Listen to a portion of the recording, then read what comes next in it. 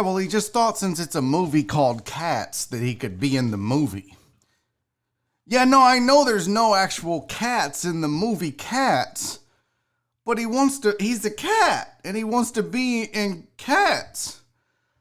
I don't know why I'm so passionate about this. It seems pretty fucking stupid to me, too. Yeah, well, all right, I gotta go. I got a show to do. Just, will you consider it? At least think, hello? Okay. What's up, you damn dirty deckheads? Happy Tuesday.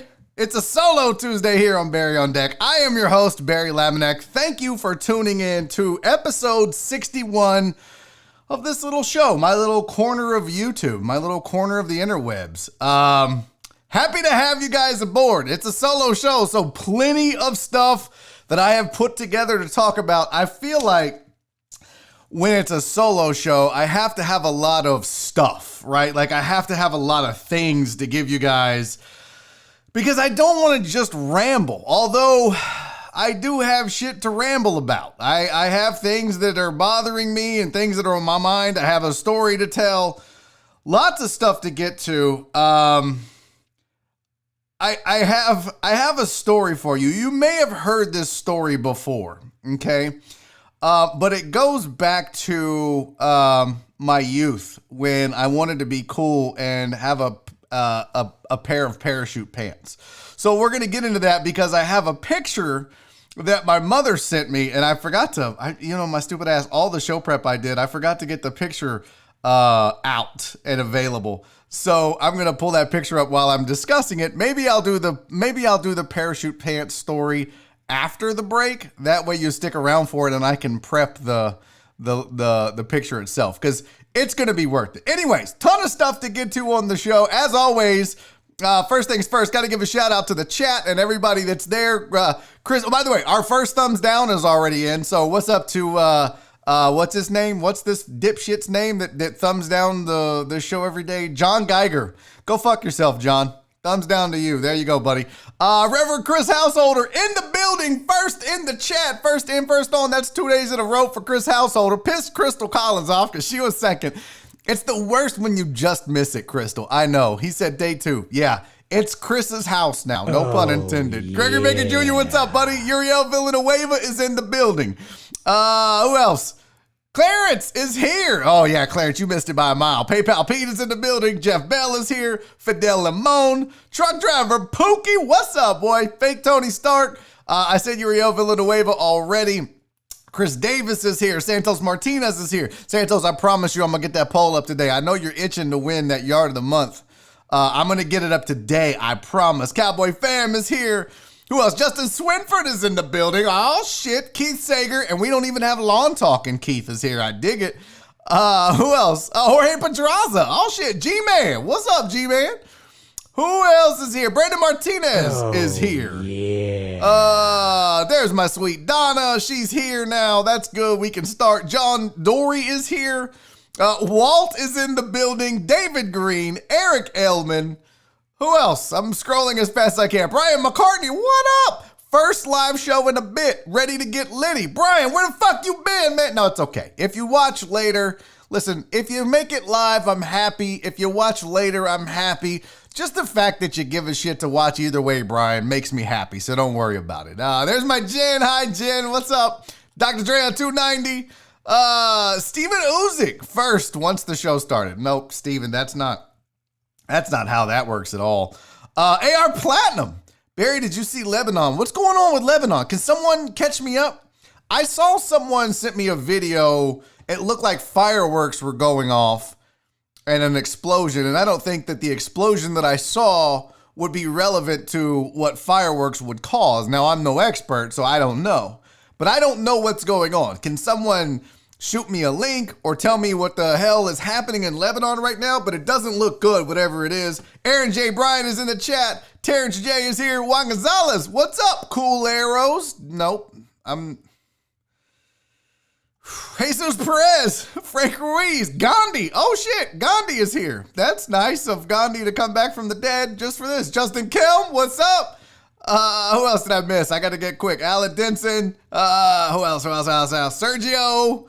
I think I've got everybody. I don't know. I'm going to miss Matt Poche. I know I'm going to miss you guys. Sandoval at H-Town. Somebody inevitably gets mad if I don't say their name. And I apologize. It's not intentional. Y'all know I try to keep it moving. Billy Keller, what's up, yo? What's up, Billy? Francisco Abarca. Is it about Anna? No, Clarence, the story's not about Anna. It's about my grandmother making me parachute pants.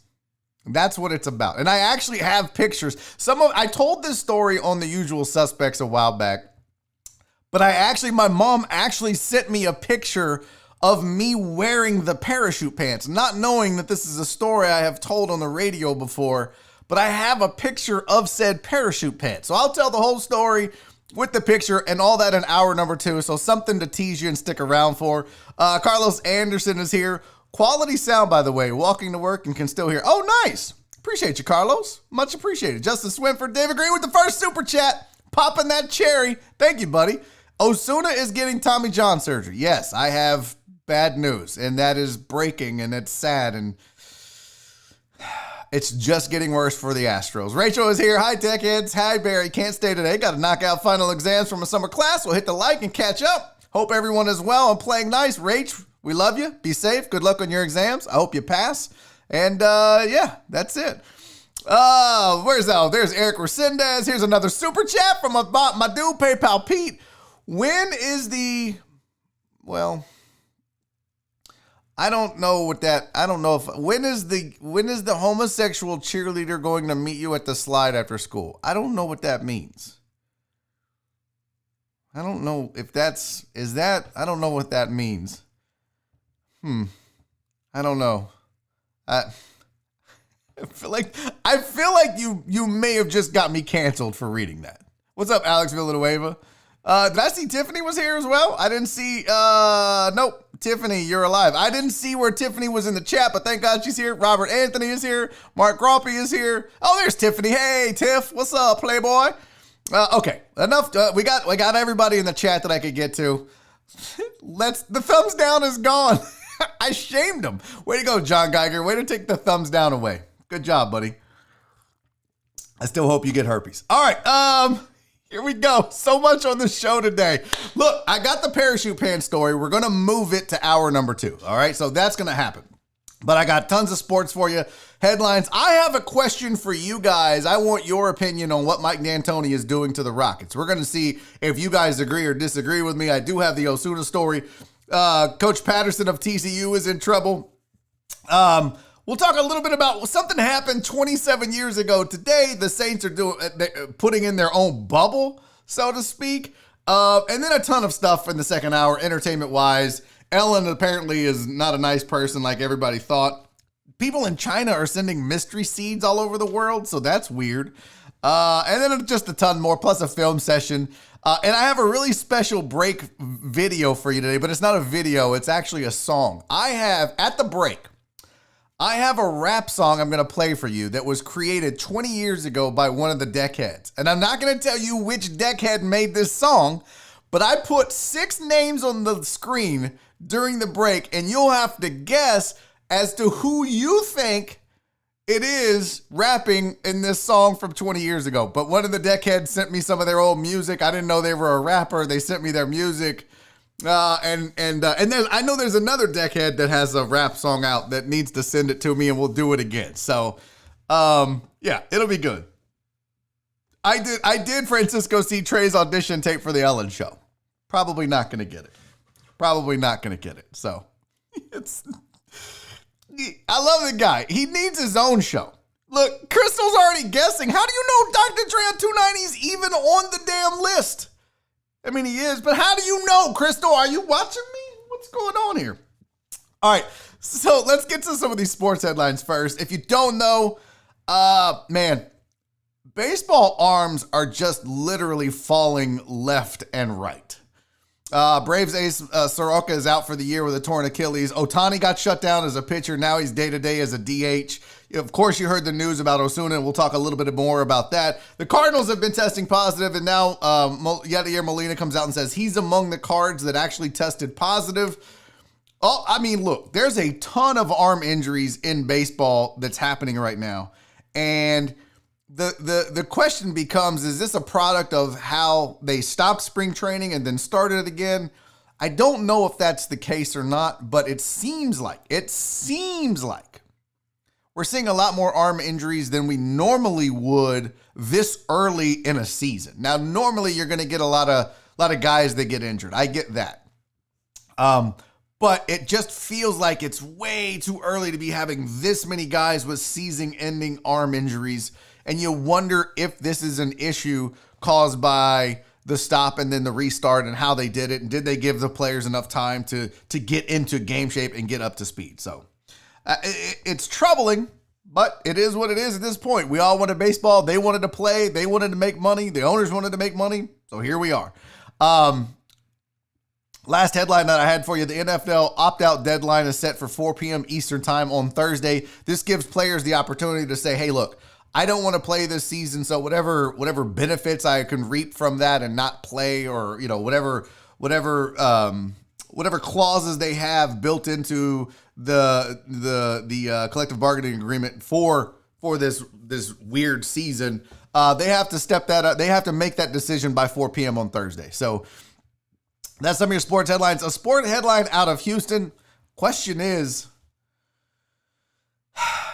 well, real quick, before I do this, that's a good question by Fake Tony Stark. I wanted to address that. But Fake Tony Stark said, well, why don't they get injured in spring training? Well, it's handled a lot differently. What you're seeing now is you're seeing guys literally trying to get 4, 5, 6 innings when they normally wouldn't do that. Normally, Zach Greinke goes out and pitches an inning or an inning and a third. Or normally, Osuna might come in and face a batter. So they get kind of slowly. Now, they also get a longer. You get at least a month to 6 weeks of spring training and throwing and all the things that you do on the side. So you get a lot more time to slowly work your arm into game shape, whereas all of this was accelerated. The timeline was accelerated after the stop, so they had to get ready faster. Think of it like warming up, but as opposed to, warming up to go into a game, you warm up to go into a season. It's very similar. This was the equivalent in season of somebody throwing one pitch in the bullpen, coming in and throwing one more pitch, and then asking them to face major league hitting. You're risking injury. They're not warm.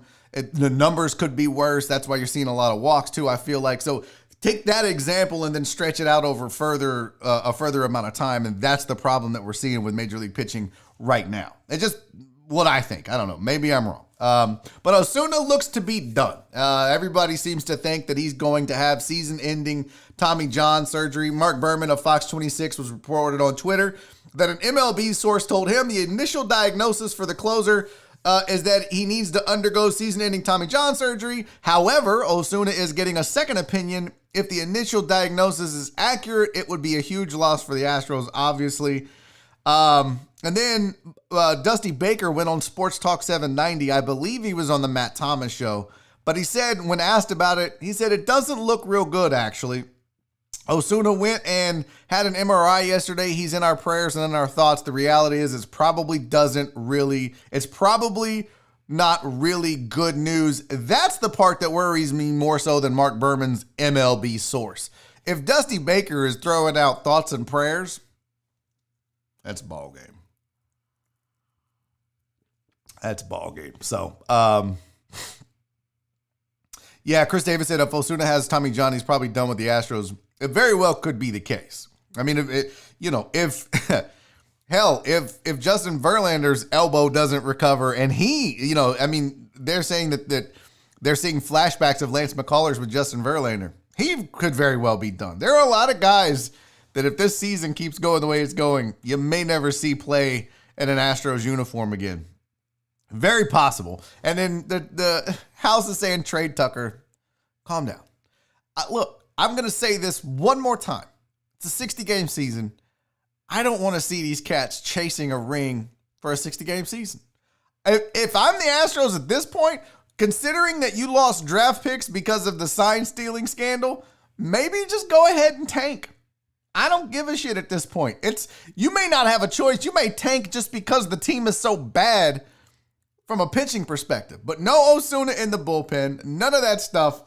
Ryan Presley, they went out and signed Fernando Rodney. This is where they're at right now.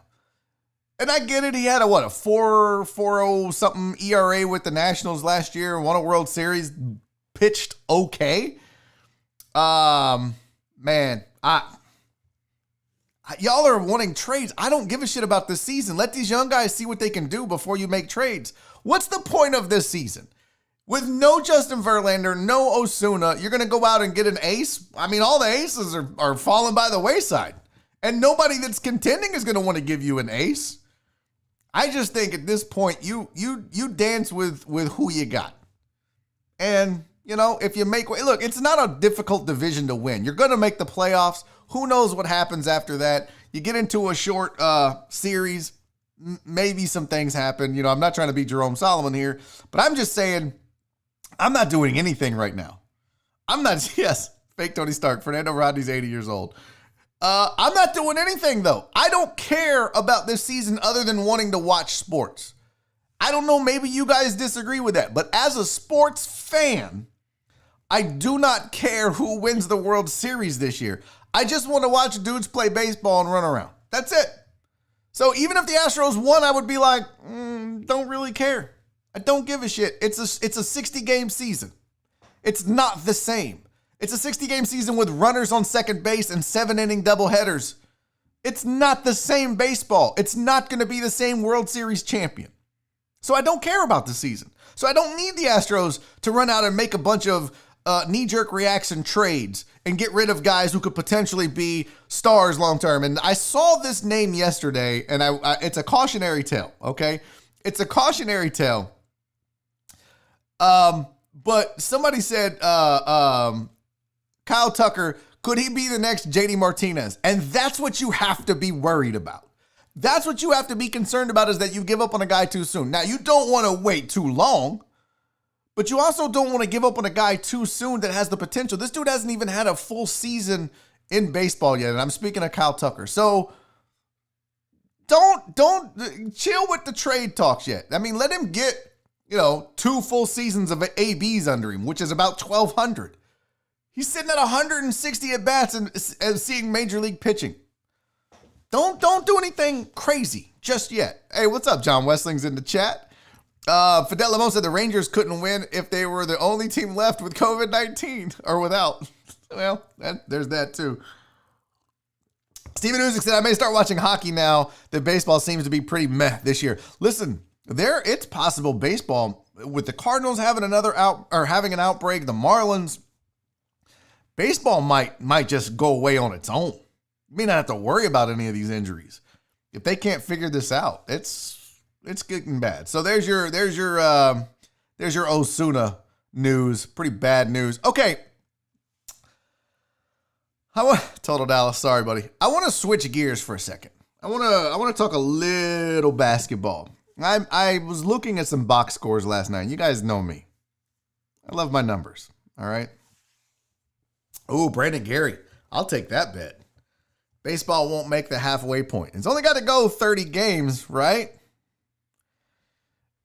I don't know that they make it to the end of the season, but they'll struggle, but I think they'll get to the halfway point. I just don't know if they're going to make the full season. So, all right, I want to talk a little basketball because I was looking at the box scores for the Rockets-Bucks game, and I noticed something right away. And then I thought, well, let me go look at this Dallas box score, and I realized it was overtime, but it actually makes it worse because it was overtime.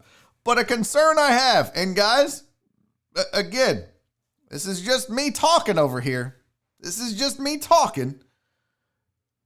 But is Mike D'Antoni going to run this team into the ground? And then the follow-up question to that is, does he really have a chance? And let me explain. I want you to take a look at this box score. This is from the Dallas game. All right. Now, I realize that this is overtime. But if you'll notice, and I know some of these guys got to get in shape and whatever, but should they be on the bench? Should you have guys ready to go if they're not? But Mike D'Antoni is basically at an 8-man rotation. And I understand this team is not deep after 7 or 8 and Eric Gordon is hurt. I get it. But still, this was an overtime game. He used 3 guys outside of his starters.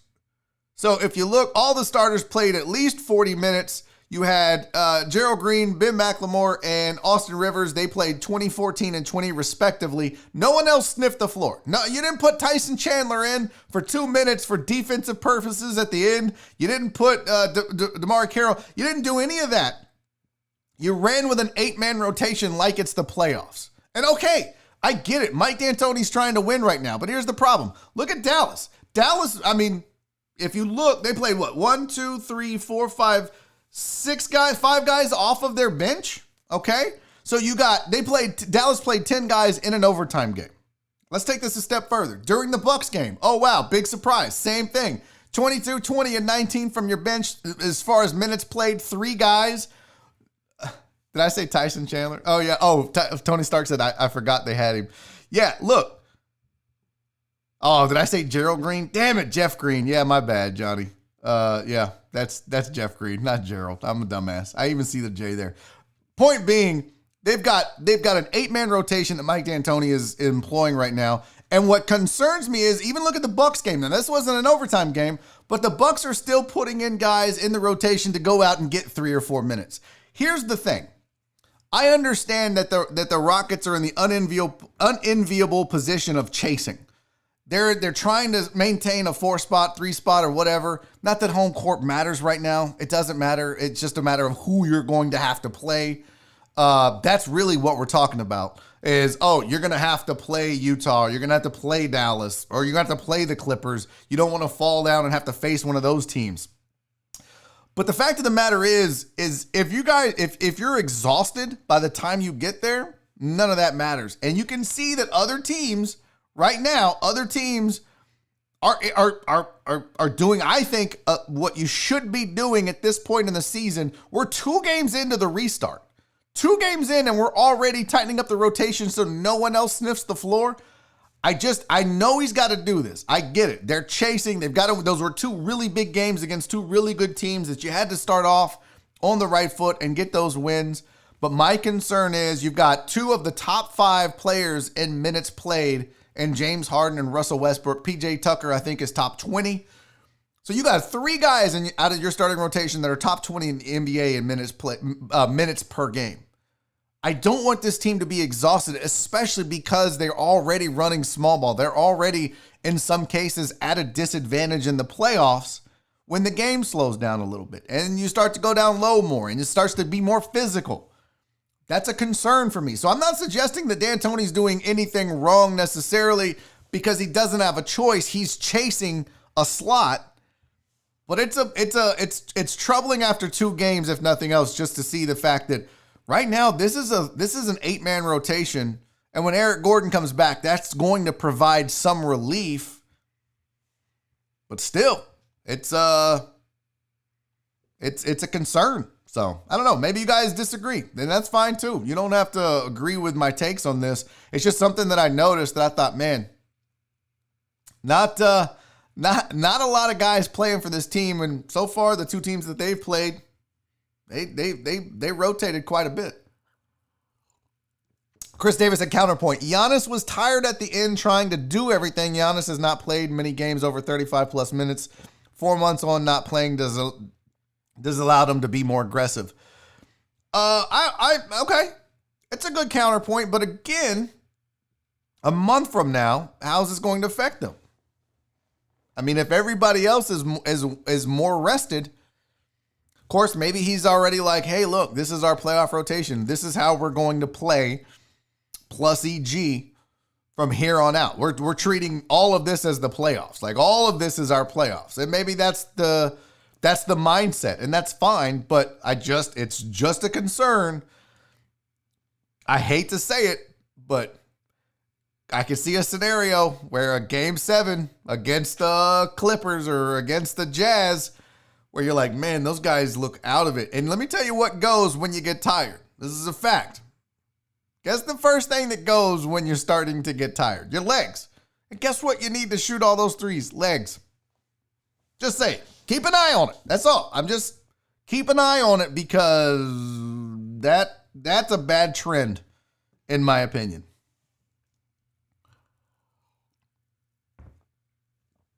All right. I'm going to need I'm going to need all the white guys to gather around for a second. Just come on, bring it in. White guy huddle just us white guys. Just huddle up for just a second, okay? Just the white guys. Come on, bring it in. Bring what? I was gonna guess penis, but yeah, it's no. I hate that the chat's behind that. That would have hit much better. All right, white guys, bring it in for just a second here. So when let me just throw a question out. When is it okay to use the N-word?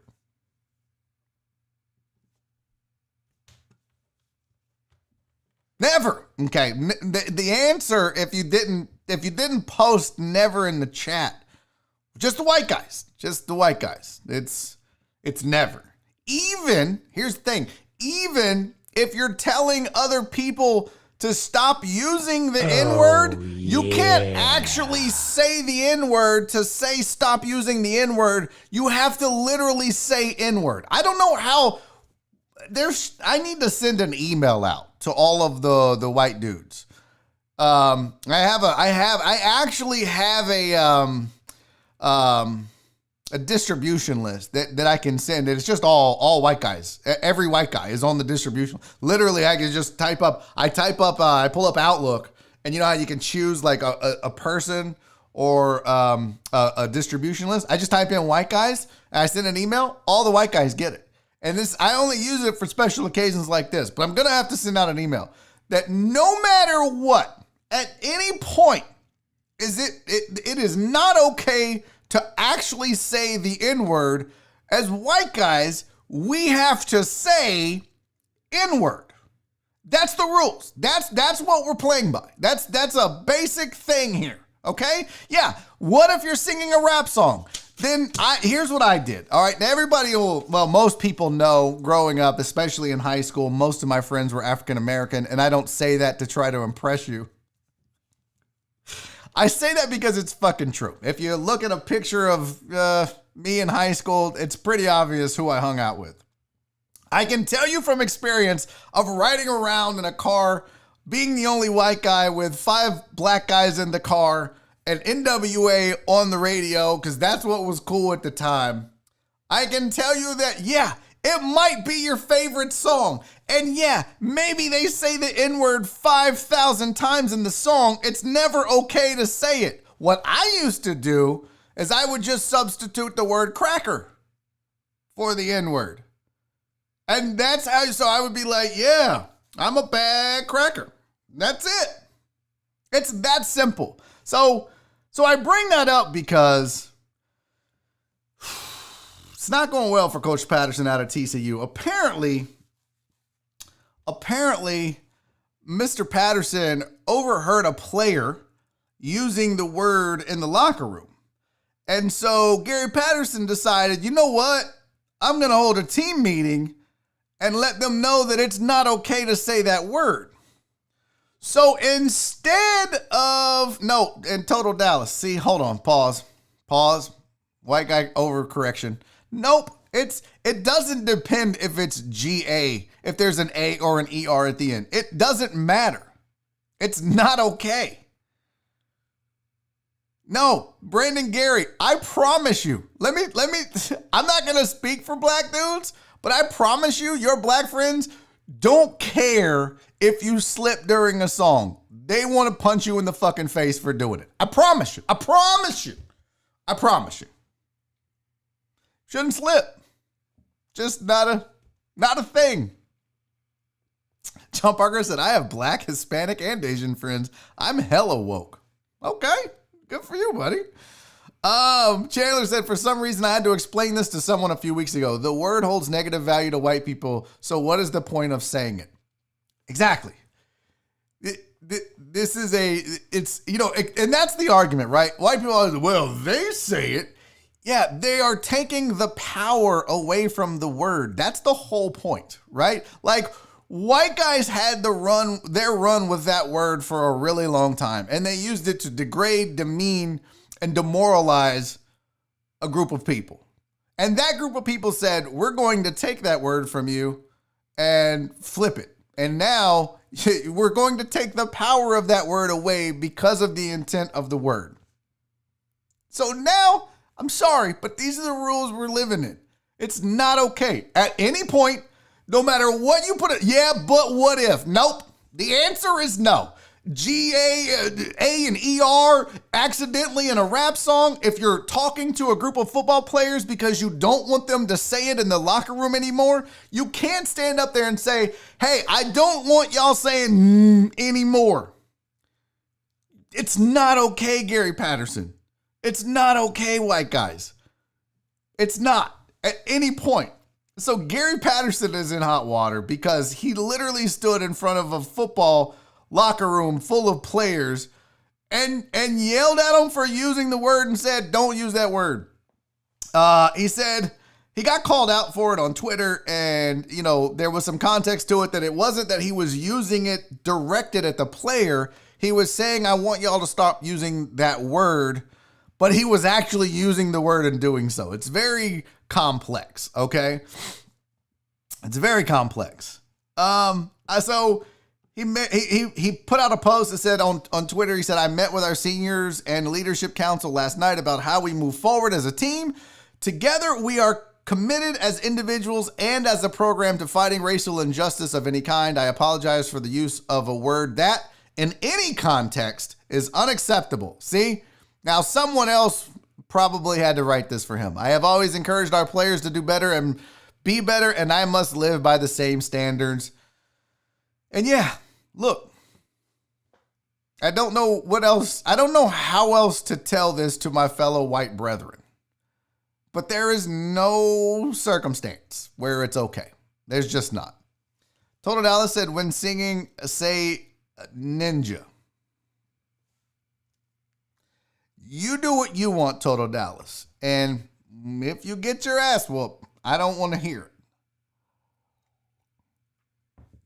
Yeah, and Trucker Taco has a great point. This happened with other coaches. Why? How do you not learn your lesson? How do you not learn your lesson from that? I just don't understand. P. Jones, never okay.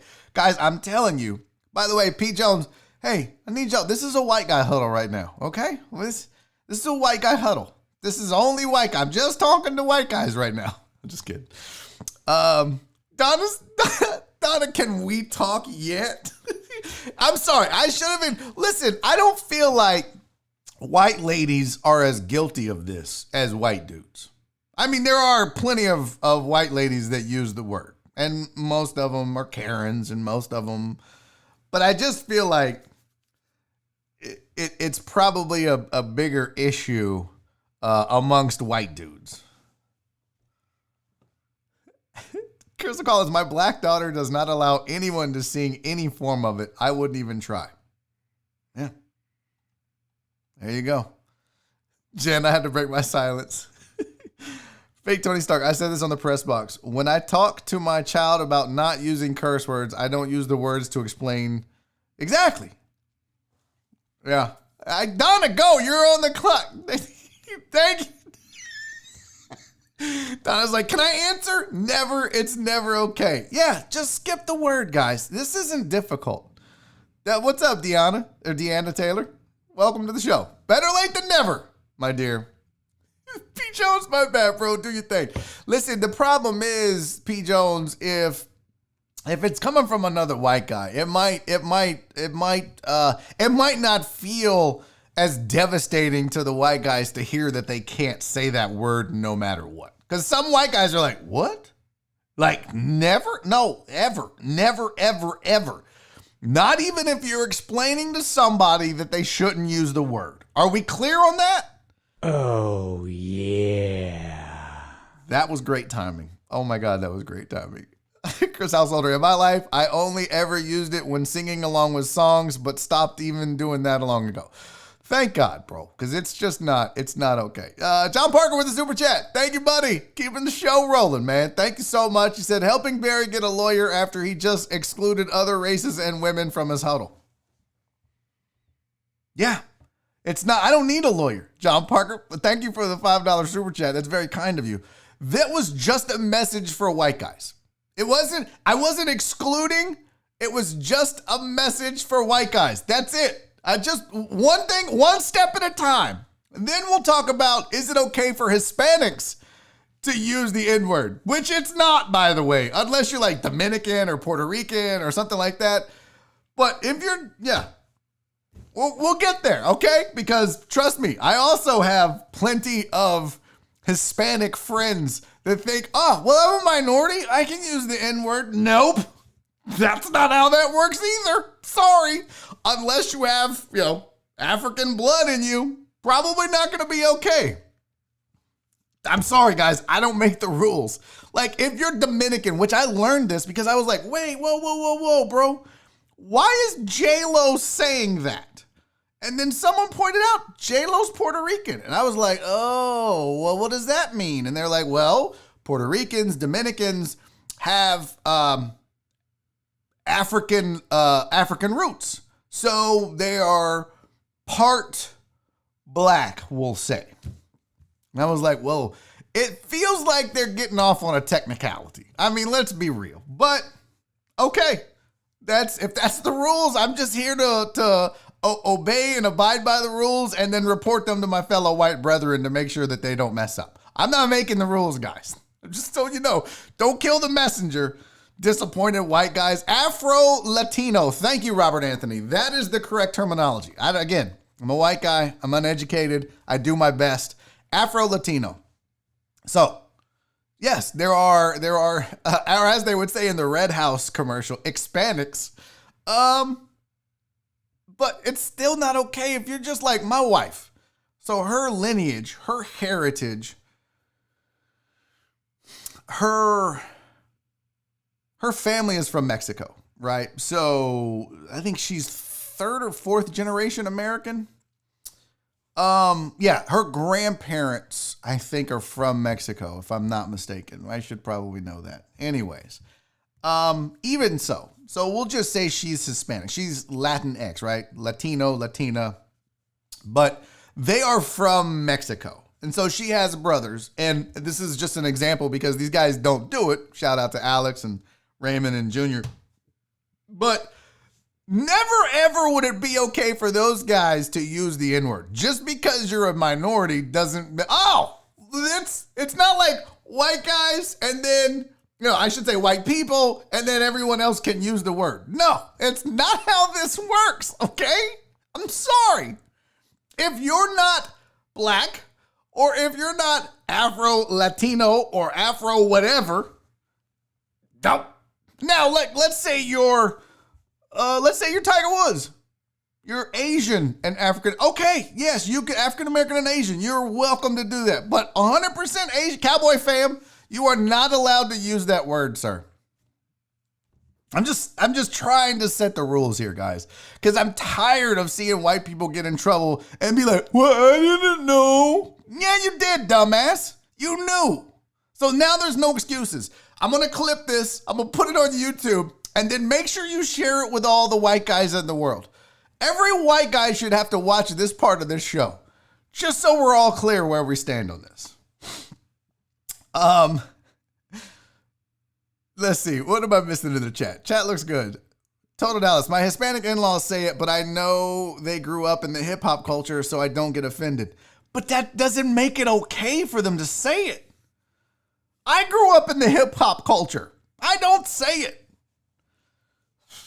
I will say this, though. And if we're being honest, black guys, huddle up for a second. Come here, black guys. Come here. Look, everybody's like, oh, shit. Barry's about to get canceled. No, just come here for a second. Just Amos, P. John, come here. Just the black guys, just for a second. Why do you sometimes, like certain Hispanic friends, you're like, man, whatever. You kind of give them a pass, right? Like sometimes, not all the time, but sometimes I feel like it happens. So, anyways, Amos Johnson said, Total Dallas, if you're not seeing Vanilla Ice turtle rap, don't say ninja. We know what you meant. Exactly. Like I said, just say cracker. You're safe. You're good. Yep, truck and taco. I see a lot of white rappers on YouTube using that word. Yeah. Yep.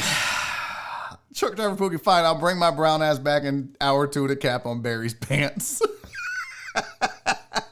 Bro, it's gonna be bad. Yuli can't use the word, but Jordan can. I don't know if Cuban. I don't know. I don't know how that works. I would have to ask for a ruling. John Parker said, I've seen Asians use it, and it's just weird as hell. Yes! Yep, that is true, Clarence Marshall. Hear it all the time in Call of Duty. All the time. Just throwing it out there. And it's because they get to hide behind their microphone and their anonymity, and that's why they use it.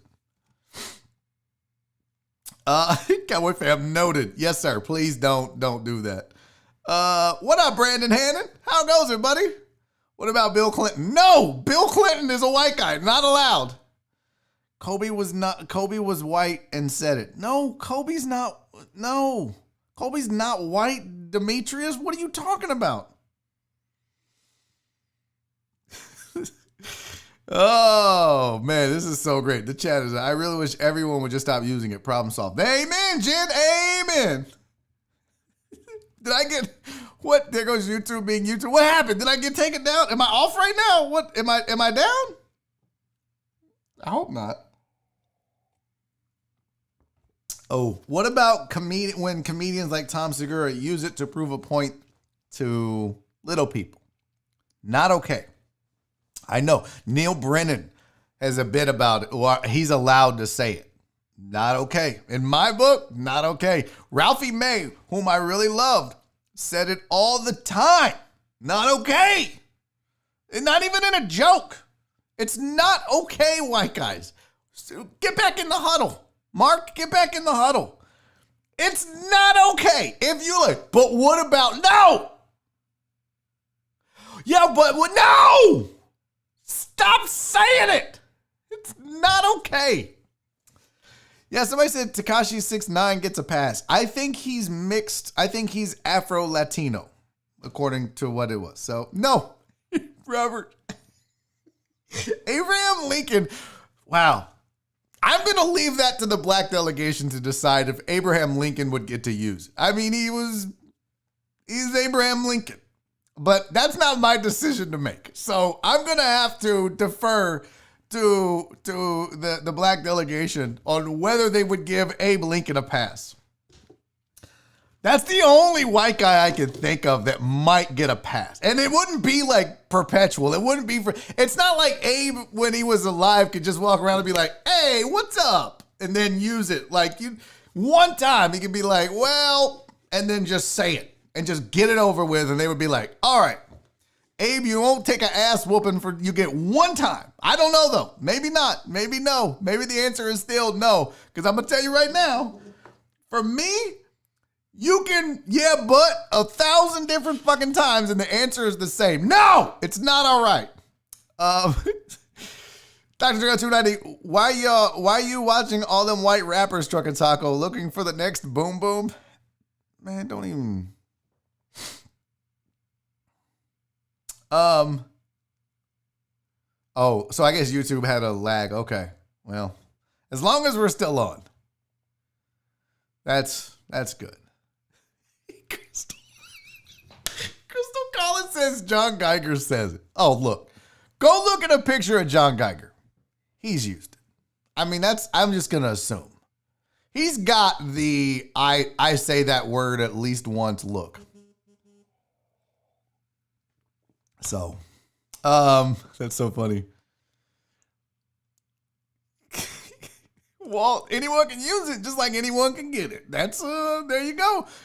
I'm just telling you, white guys. I still haven't seen anyone from the black delegation telling me if Abraham Lincoln would get the pass. Somebody said Juan Villarreal. Did you see how uncomfortable it got for me when he did that joke or that bit? I was like, ooh. That was uncomfortable. It was, asked the guys afterwards when we were playing Warzone, and I was like, oh, Lord Jesus, that was not, love one to death, but ooh, what is going on with this phone? Or this thing, this damn watch.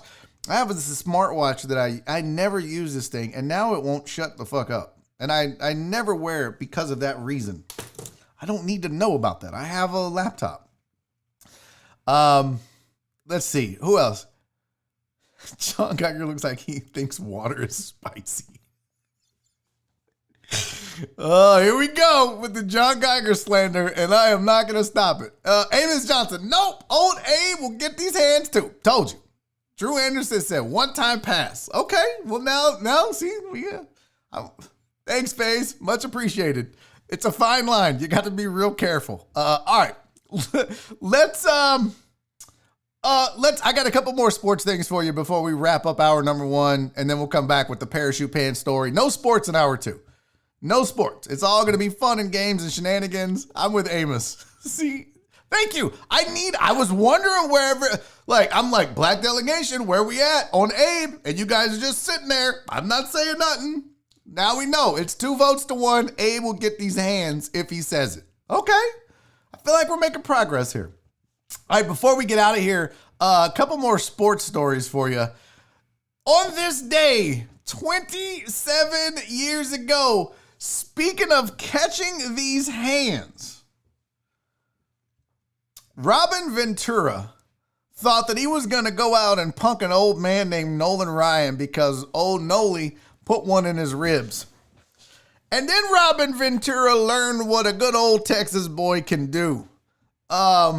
Still one of my favorite moments in the history of sports. And look, I'm not a Rangers fan. I'm not a White Sox fan. I'm a Nolan Ryan fan, but I'm also an old guy whooping on young dudes fan. Like, it's fun for me to see old dudes punch a young guy when he thinks, I'm going to beat up this old man. Oh, are you? Well, that's Nolan motherfucking Ryan, okay? And you ain't putting the clap on Nolan. I'm telling you right now, you guys have seen the video. I was going to run it, but you know it's copyrighted and it would get me taken down. 27 years ago today. And apparently these guys are good now. Like, they're friends and they talked and everything's fine. But I think the lesson here was, be careful who you charge the mound on. All right? Be careful. It's a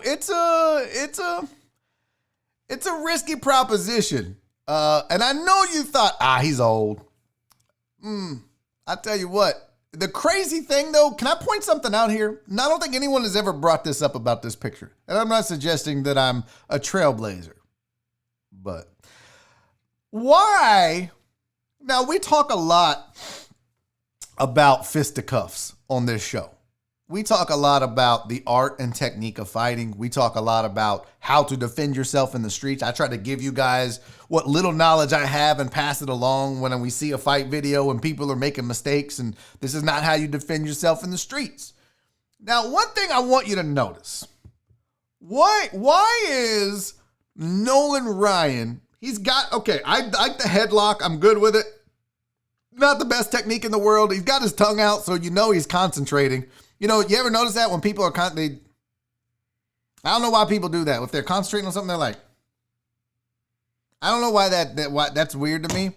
But Noli's concentrating, okay? I think that it's pretty much clear.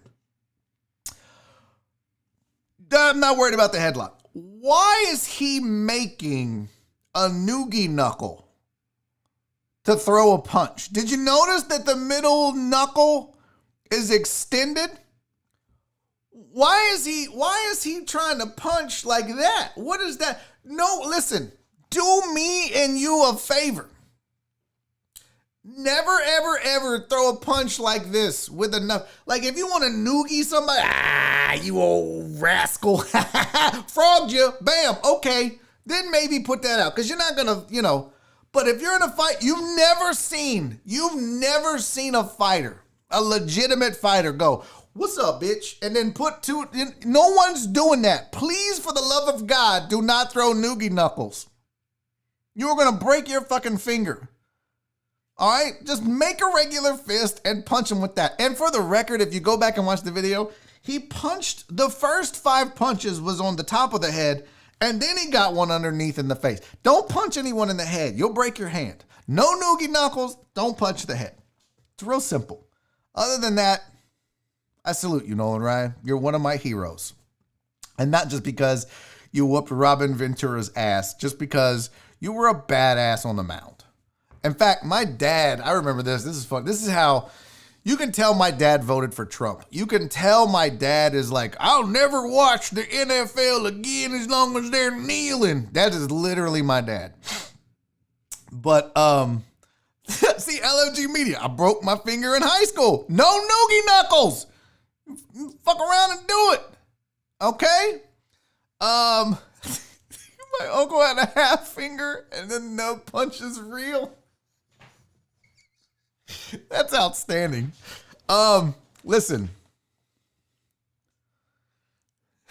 What is this? I don't know what this is. This scares me.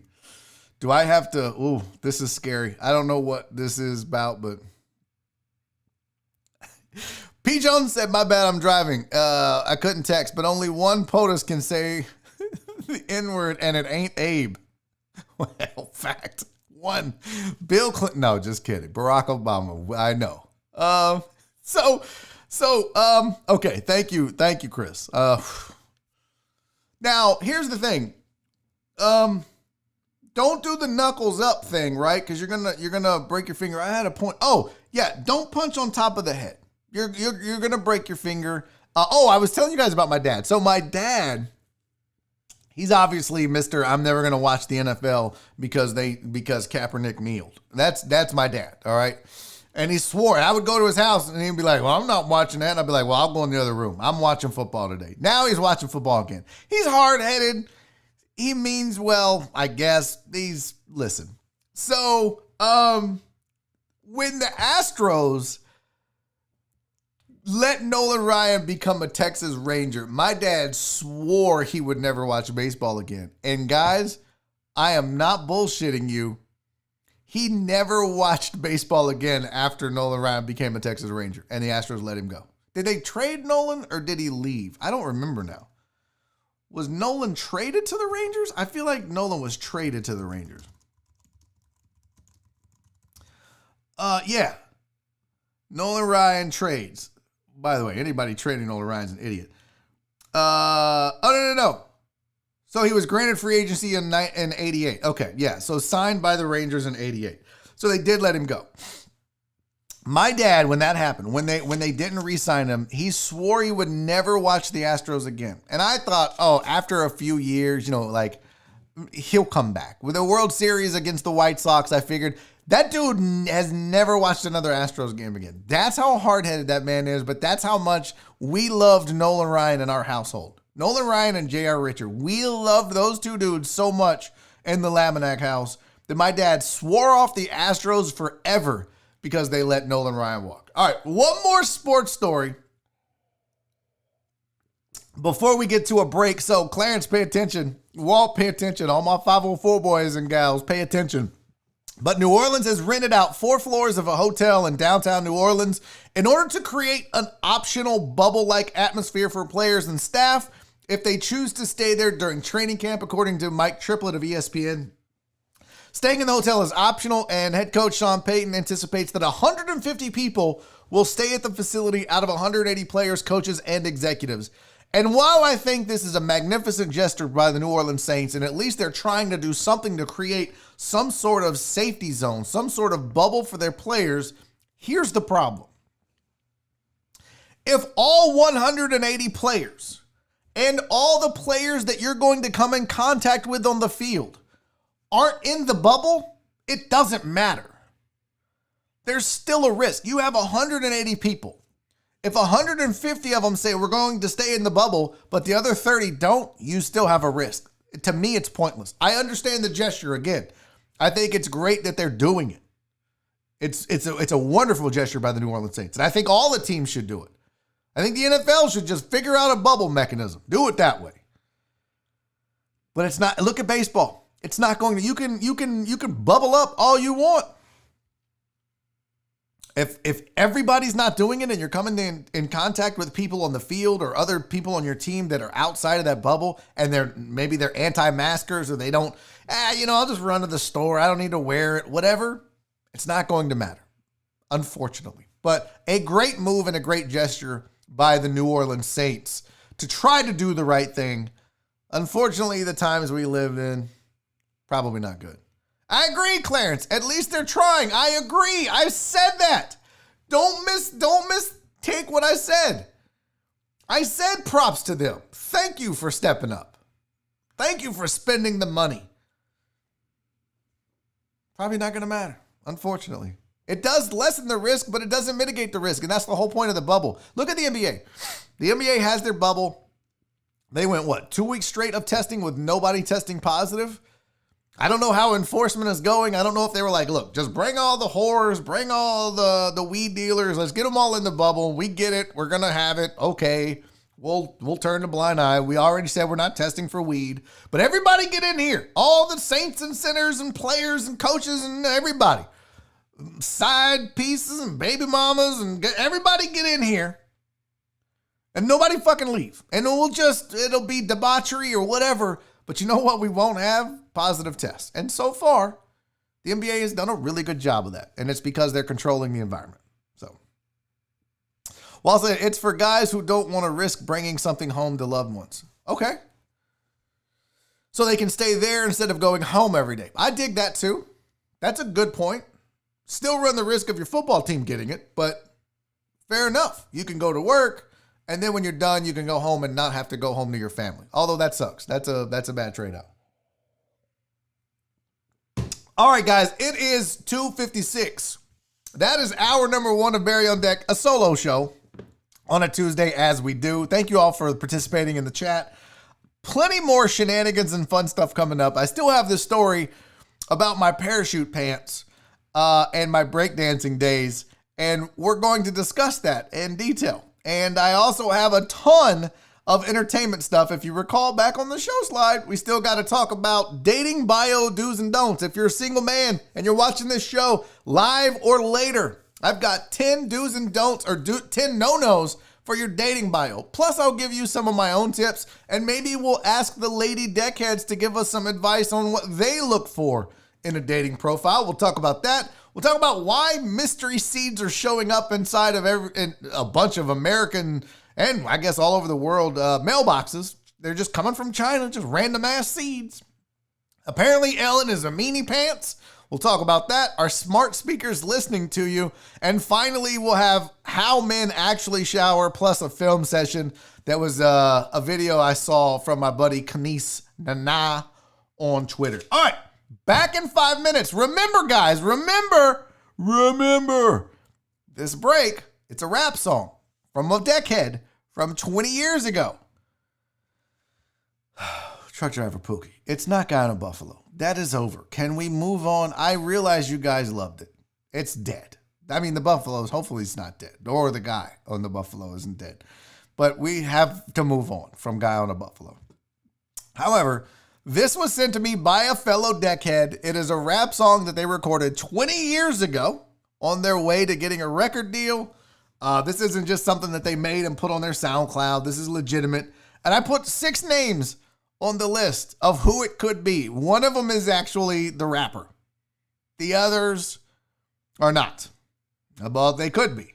So here is your break. See if you can guess it. I'll see you guys back in 5 minutes. Don't go anywhere. This is Barry on Deck. I'm your host, Barry Laminack.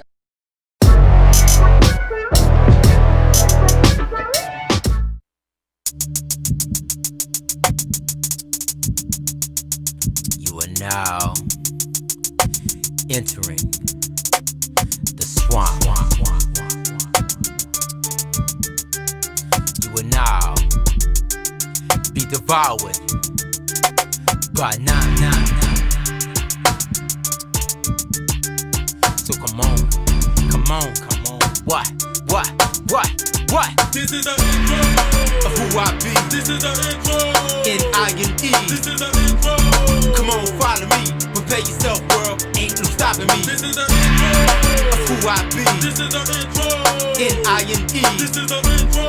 Come on, follow me. Prepare yourself, world. Ain't no stopping me. I be the nigga that kick shit. Like Fetty, I rip shit. You high, I'm lifted. Toss it like that crib bitch. If I ain't do it, then it can't be done. If I ain't the nigga who want it, then it really can't be won.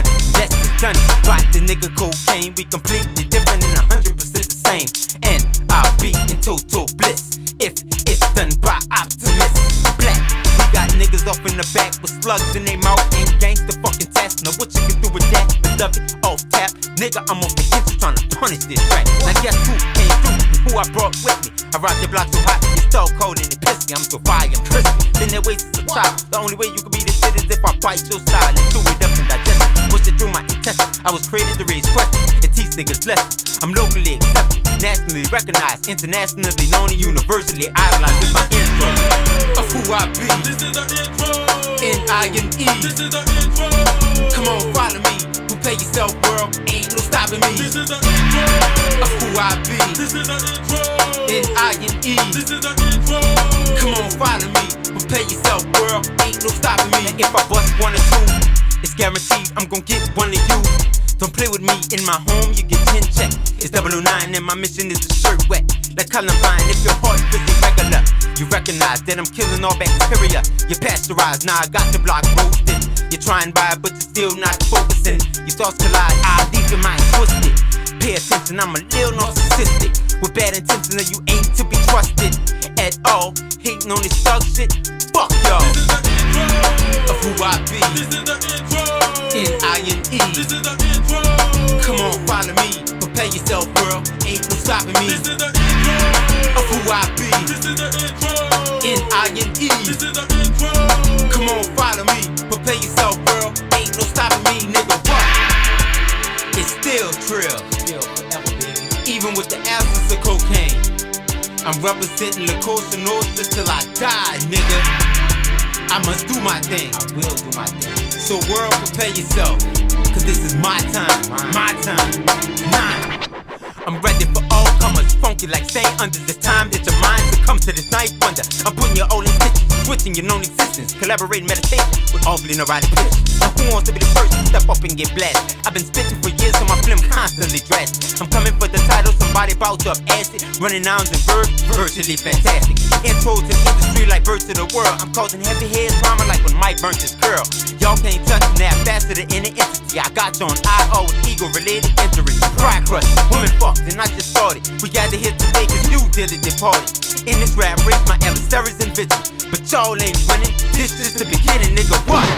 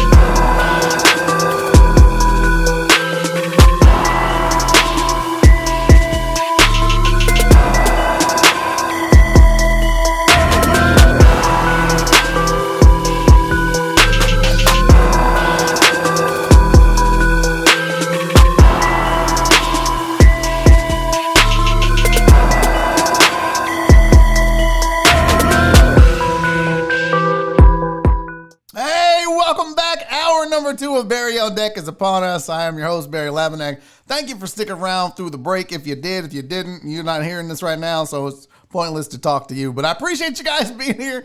Hour number 2 is now. It's starting. Did you guess during the break who that rapper was? Now, I was watching chat as I was preparing the photo for the parachute pants story. And I love the fact that a lot of you were like, that is definitely not Dr. Dre on 290 or White Magic for as many times as the N-word was used. And yeah, I probably should have thought of that when compiling my list. If you guessed Clarence Marshall, you are wrong. If you guessed AR Platinum, you are wrong. If you guessed Chris Davis, you are wrong. That was our boy Walt Walker back in the day. 504 Boys. What? I loved it. Look, Clarence, Walt taking over the 99s and 2000s. Listen, Walt had lyrics, okay?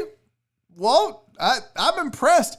You can't, look, it was still 20 years ago, so it's not going to be current. It's not going to sound like today's music, thank God, because today's hip-hop, for the most part, is absolute garbage and trash. And I'll waste a whole hour arguing with anyone, and don't at me, hoes, because today's hip-hop is absolute shit compared to some of the rap that was made between 86 and 97. Still the best era. It's the golden era of hip-hop for a reason. But yeah, some of it ages well. I actually it's catchy. This is the intro. I like it. Walt, that was good shit, bro. That was good shit. And I have more. He sent me a whole album. So if you want to hit him up, you can still buy it.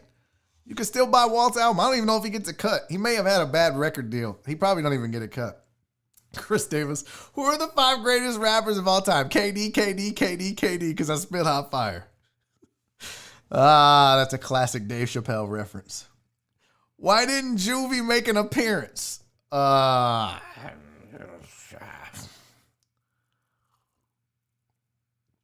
don't know. I don't really know. All right, hour number 2. Let's get to it. What? Oh, I saw A&R YouTube videos, so that's you saw AR Platinum's YouTube video, so that eliminated him. Yeah, AR. Also not a guy going to be out there just throwing the N-word around like that. Yes, an album, Clarence. Walt has a whole album. Let me see if I can find. I don't know if I can play music directly into the feed, but let me see if I can find another one here. Here we go. Let's see. Where's one with Walt on it? There's nope, that's intro. Here you go. I don't know. This may or may not work. Let's see. Oh shit.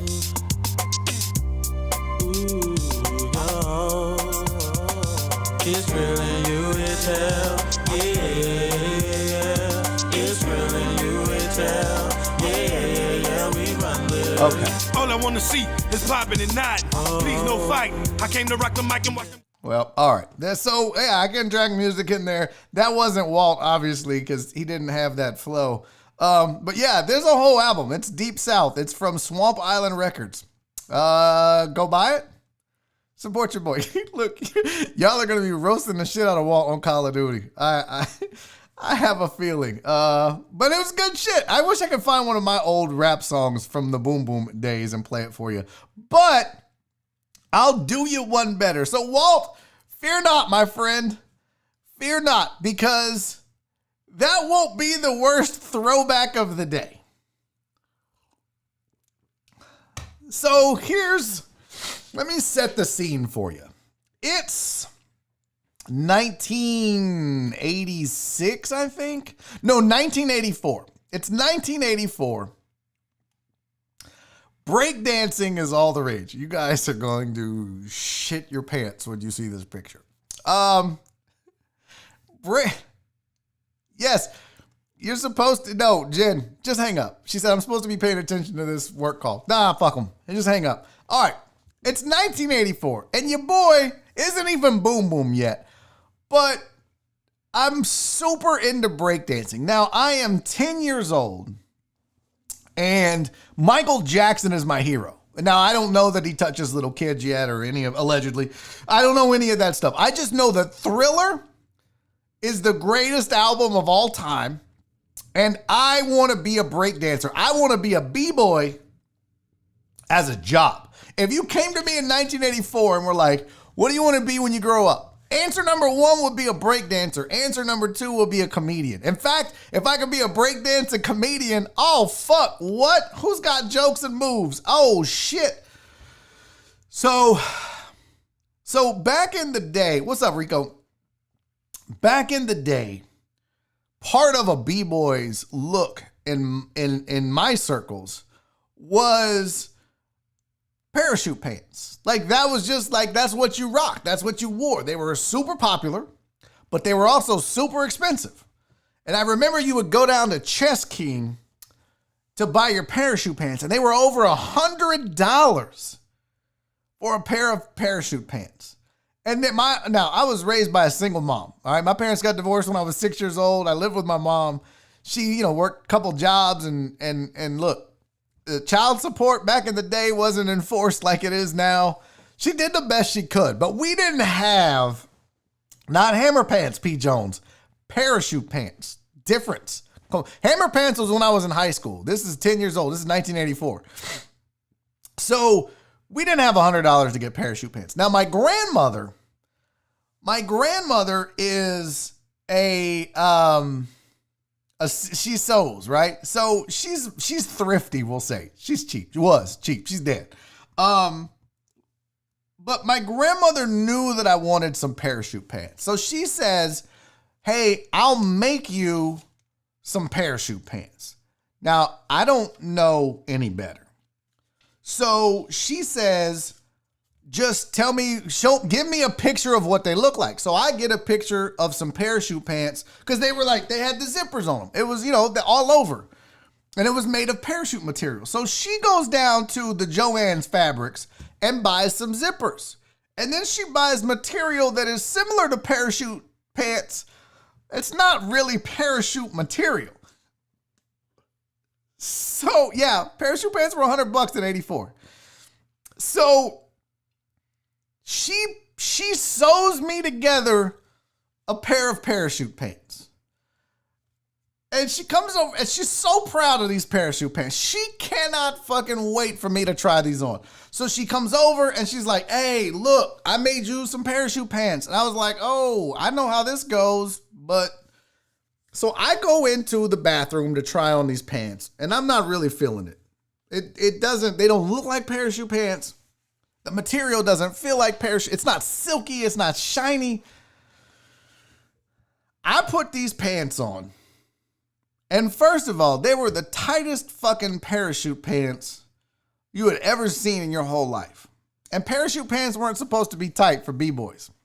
They were also high waters. Parachute pants weren't supposed to be high waters. Now, mind you, all parachute pants had zippers everywhere. And I'm like, all right, well, cool. At least she put the zippers on them. And I pull one of the zippers on the thigh open to put something in the pocket. And my grandmother, all she didn't make pockets where all the zippers existed. She just literally sewed zippers right onto the pants, like just the zipper part, not a pocket that you zip and then you get in the pocket. She just took the zipper and went, and then that was it. And so I had all these fake ass zippers on my tight ass flooding parachute pants. So I'm like, this didn't even put no fucking real pockets on this bitch. And then they're tight. And I can't even stress to you how tight these fucking pants were. Now, the whole point is to rock these hoes at the skating rink. Because that's where you go to get bitches and break dance. Okay? It's 1984. I've already kissed a girl, French kissed a girl, and felt a titty. I'm 10 years old. I'm ready to get it. Okay? I'm ready to get some hoes and fill some titties up. I'm 10. That's what we do. You skateboard and fill titties and break dance. That's what you do at 10 years old. So I cannot wait I'm like, I don't give a fuck. These are parachute pants. I can't wait to get down at the skating rink. So we're at the skating rink and it's my turn. And I'm like, ooh, I'm about to tear this motherfucker up. Boy! And I'm ready. I fucking jump in the circle. And I only had like 2 moves, by the way. I could only do like 2 things. I could do that. I could do the centipede. But I couldn't pop lock. The only thing I could do is I could pass that down and then bring it back up. That's literally all I ever did, right? And then I would do a backspin, and not even a good backspin. I would try to windmill, but I had been working on my windmill. So I'm like, I'm about to bust this motherfucking windmill out and impress. I'm going to feel so many titties tonight. Oh my God. I'm going to be just French kissing chicks and feeling titties all night long. Well, because this windmill, Woo! With these parachute pants? What? So it's my turn. I hop in the fucking circle. I do my little thing. I come up, boom, boom, boom. I drop down to do the windmill. And I get about 1.5 rotations. And I thought I heard something like a I don't know what that was. I'm windmilling. I don't give a fuck. I'm windmilling and I start feeling something weird down in my pants and my crotch area. I'm like, I don't know what's going on. And I do the windmill and I come to a stop. Now, when you windmill back in the day, when you stop, even on a backspin, you would put your leg up and then you would lean on an arm. I can't really do it in this chair, but this is how you finish the windmill, with your leg up. And the entire crowd, as I finish my windmill, is losing their shit. And I'm like, what? Why are these motherfuckers laughing so hard? These tight ass pants, the one functional zipper that I had, gave way. And these pants split from right there all the way around to my butt. The entire goddamn pants wide open. I mean, I just busted it open for the whole skating rink. And not only that, but I finished and you can just see my little 10-year-old dick and balls. Now I had on underwear, thank God. But that shit was just, and never mind the fact that they were high waters. Never mind the fact that I looked like the biggest fucking idiot ever. But them pants split open. And I never touched a titty for like 3 more years. It was, nobody wanted anything to do with it. So I've told that story before. And look at y'all. Show the picture. Why don't y'all chill the fuck out? All right. I'm going to show the picture. Kel Hound said, I am the same age as you. I remember the store-bought parachute pants had a few fake pockets on them. Did they? I don't know. I never was able to get them, so I didn't know. I thought all of them worked. All right. Look, Jenny's mom is here. What? You were feeling what? Yeah, Mom. I was out there trying to feel on titties. Mom, you remember Kelly Brooks? I felt them titties in the house too, Mom. Oh, man. It was crazy. Feeling titties and French kissing chicks. That was my 10-year-old life. So I've told that story before, and my mom actually was going through pictures and found a picture of the pants. Now, we're going to talk about all this because, I mean, look, ladies, just be prepared because this is, ladies, I don't want some of y'all, I'm married, I'm happy. Just know that you're going to see this and you're really going to want me, and it's unavoidable. But this was the parachute pants. What? Holy shit. Oh, motherfucker. Look at that. Okay. We've got, there's so much to consume here. I'll give the chat a second to catch up. Just soak it in. Crystal said no worries. Now you see it, Crystal? Now what? Huh? Fast forward 36 years and oh my God. Oh boy, I would be feeling some titties right now. Look at those pants. Now you can see the zippers on the thighs. Those don't work, by the way. None of those fucking work. And it looks like there's some room there. No, there's no fucking room in them pants. Now, we won't even talk about the vest. I don't know where I got this vest from. Look, TJ, the drip was real, bro. Man, you better watch out. Look at them. Look at the penny loafers. Look at the penny loafers with the white socks. Yo, what?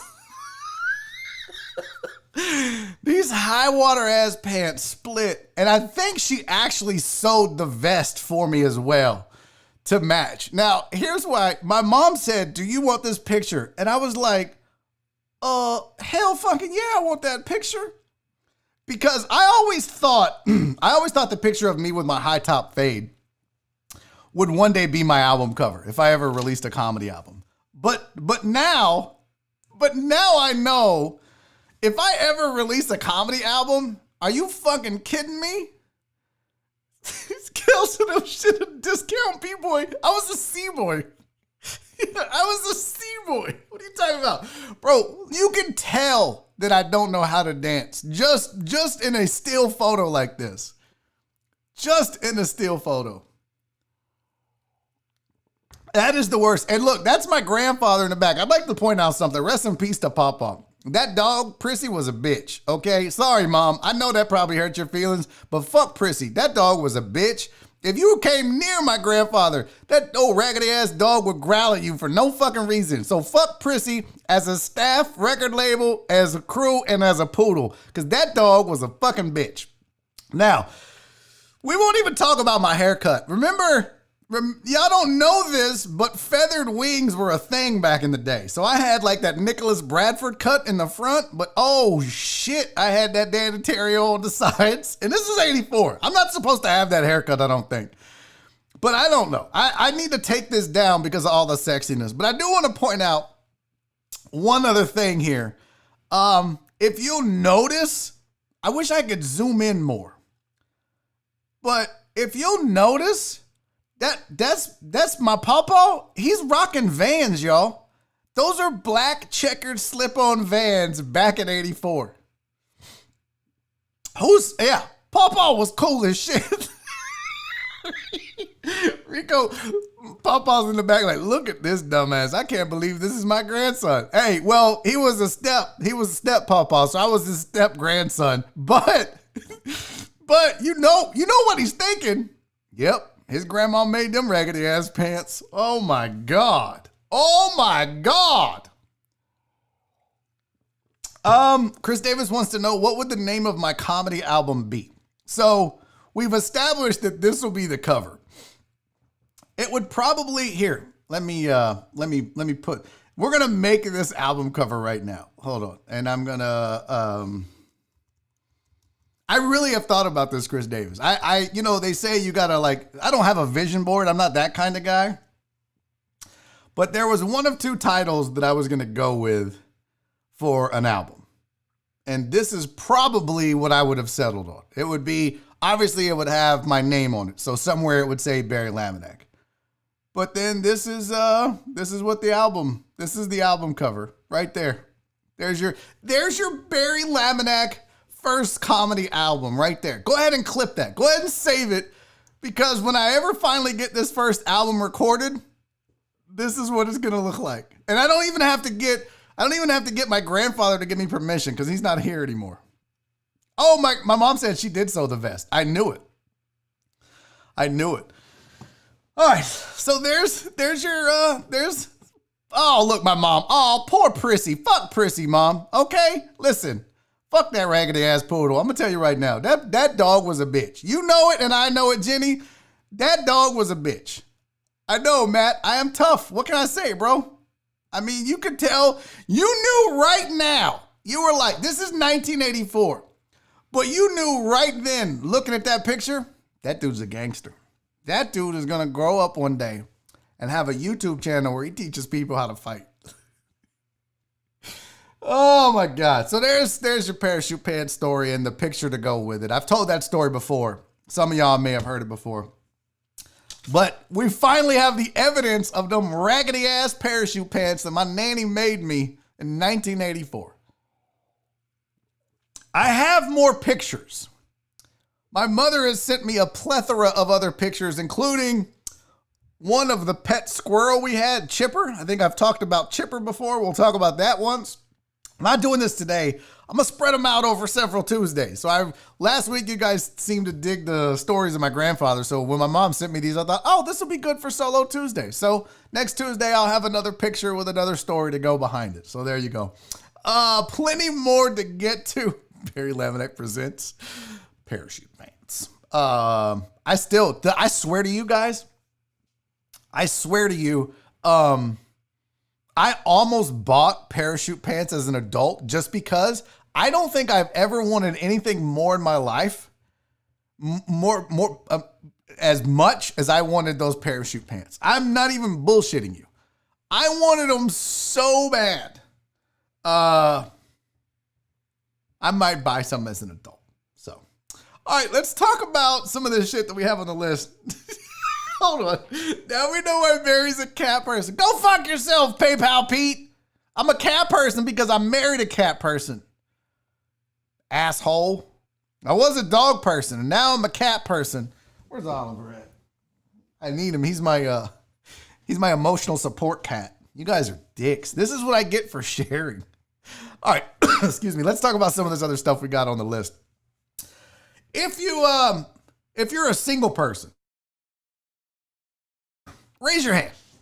Raise your hand in the chat if you're a single person.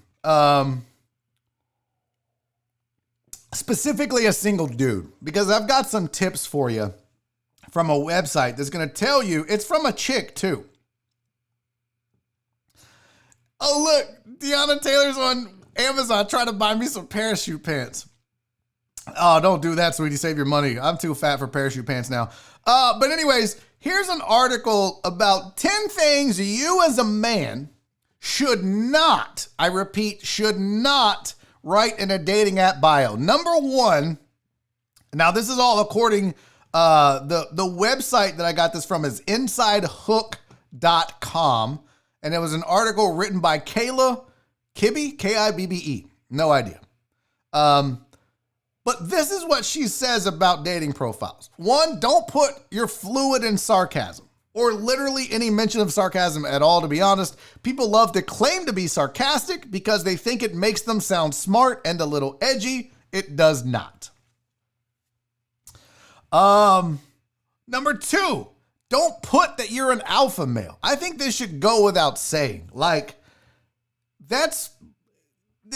if you put you're an alpha male, you're basically saying you think you're macho and tough and a badass. And no woman gives a shit that you're an alpha male. All right? No one gives a shit. Number three, don't put that you're an adventurer.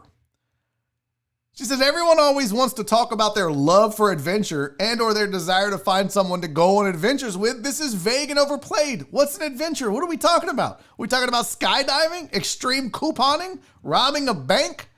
Be more specific. Number four, Vanderlust. The only people legally allowed to use the word Vanderlust are girls under the age of 15. Vanderlust. I don't even know what the fuck that word means. Don't put the word in your dating app profile. If you're a girl under 15, you are not supposed to be on dating apps yet. So there you go. Proud dog dad. That's John Parker. Wait a minute. I missed it in the chat. Somebody wants to know what size. I found some. What size do you wear, Barry? We're not buying Barry parachute pants, you guys. We've moved on. Stop it. Extra medium. You kissed my ass, Total Dallas. I wish I was an extra medium. Proud dog dad. I very specifically do not want to hear about your dog. This is because I do not like dogs. If you have a dog, you should try to keep this information away from me as long as possible. That's what this chick is saying. Now, that one I'm going to disagree with her on. Proud dog dad shows you're sensitive. It shows you care about animals, and chicks love that shit. So if you want to trick a girl, get a girl on a date, proud dog dad will probably actually help you unless she's a dog hater, and then fuck her. What does she know? Partner in crime, she says, just see adventures. All right?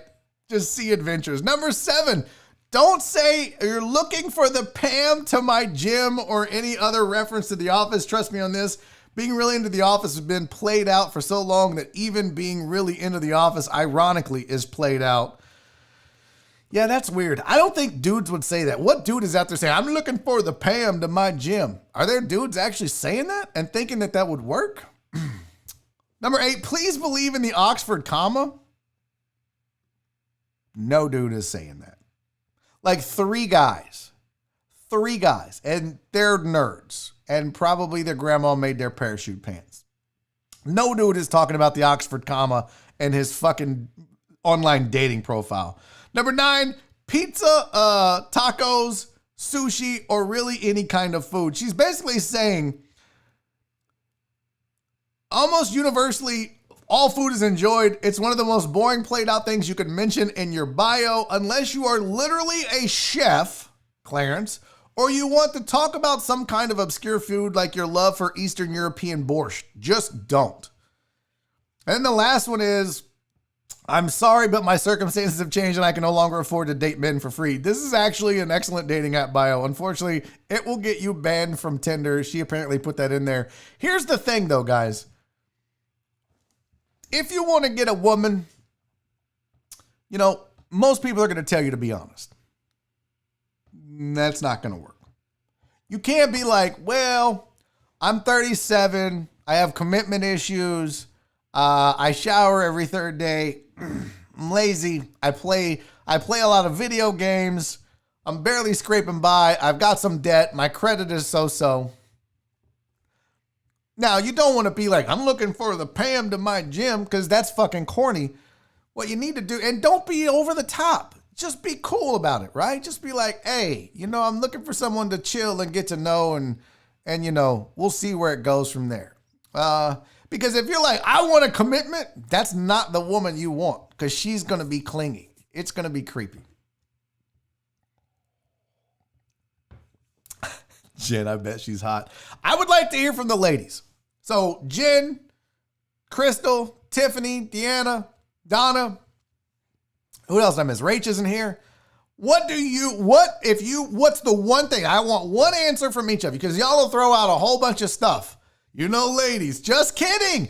But I want one thing from each of you ladies that would get your interest in a dating profile. What's one thing that if you saw it, you'd be like, oh, you know, he's ugly, but I would still maybe go have Olive Garden with this guy. One thing, just one. What's one sentence or phrase or anything that you could say that a guy could put in here that you'd be like, maybe I'll swipe right on this one, whatever, however that works. Barry, your new album cover is in your Twitter DM and I'm putting on the Discord. Oh, I can't wait. I just can't wait. Deanna Taylor said, all you gotta put is, I have no kids and no pets and I'm rich as fuck. Probably gonna work. Make a note, fellas. There's your first answer. Put that in your dating profile. Crystal Collins. My granny can sew. Hell, it worked with Nora. I mean, I don't know what to tell you. I don't understand. Oh, Demetrius, what are you doing, bro? He said, what color, Barry? Orange, blue, pink, yellow, or red? I don't want none of those. Are you talking about parachute pants? Bro, I don't want none of those. The two that I wanted, obviously, I mean, are you paying attention, Demetrius? Obviously, I like the black ones. But also, they had olive. The ones that I originally fell in love with, were the like the army green or the olive parachute pants. Those were the ones. So Rico said, I got a good hard and my dick long. Nope, don't put that in your dating profile. I want to, ladies, where's your answers at? I need some help here, Jen. What's one thing that would get your interest in a dating profile? And I want serious answers. Stop fucking around. I don't want to ask my mom. That's creepy. That was weird. But all the other ladies in the chat. Oh, I got something in my eye. Dr. Trey said, all you got to do is just put on there, I wear a size 12 shoe. Does that work? Would that work, ladies? Would that work if the man was like, I got a large member? Because that's basically what you're saying if you say I wear a size 12. You're saying, you know, shoe size, huh? I don't think that works. Rico Supreme said, no, I for sure thought that was the one. Nope. Sorry. Jen says athletic, into fitness. Into fitness, nope. That's a John Wesley, old Houston game day joke. Okay. So Jen says, if you talk about being athletic, which rules out every fucking deckhead here. Everybody, whether you're in the chat or you're watching this later, deckheads, we're not an athletic group. We're not an athletic bunch. We play Warzone. We're good. We're good at Call of Duty. We're good at video games. Not an athletic bunch.